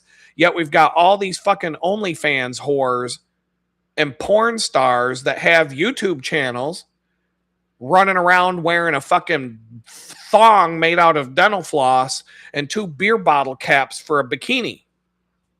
And they don't ban those channels. And all these fucking whores are doing is trying to get simps to go to the OnlyFans page and pay for a subscription to see pictures of their tits and pussy. Right? And YouTube doesn't cancel those accounts. But you got this other girl with the big boobs coming on, telling jokes, talking about goofy ass fashion. And she does a lot of funny stuff and she's hilarious. They've kicked her off YouTube like 6 times and she has to fight to get her channel back every time. And now they've demonetized her platform because she's got big tits. It's fucking hilarious. The fucking bullshit that they pull on this fucking platform is absurd. And then I'm sitting in a meeting with the fucking people on Zoom that work for YouTube, and they're all telling you that they don't do that. And I'm like, the fuck you don't? I kept my mouth shut because I'm literally in a room with 200 people in a Zoom meeting who all got blue hair, cross-dressing, woke, talking about Coachella like it was a fucking great thing. Oh, I can't wait for Coachella next year. Like, you fucking dumb motherfuckers. Do you even know what Coachella was before you fucking trendy blue-haired assholes came and ruined it? You fucking dumbass influencers came and fucked it all up, just like you did with Burning Man and anything else that used to be cool before you fucking assholes showed up. Like, fuck you. And I'm surrounded by these fucking retards. Once again, another reason for YouTube to lift my shadow ban tonight. But anyway, I was gonna put them on blast, and I'm like, what am I accomplishing here? I'm just gonna get kicked out of this fucking thing. And I might get something out of it if I just keep my mouth shut and have this dumb shit going on in the background while I work on other stuff. So, yeah, we'll talk. It's 3 minutes and 12 seconds in. I'm going to say peace out. And I hope y'all have a good one. Thanks for coming to hang out. It's like hanging out with my friends around the campfire. We had a good time. We had some good laughs, you know. You guys gave me some good things to talk about. We'll do it again next week. Same time, Wednesday, 6 o'clock. Be there. Later.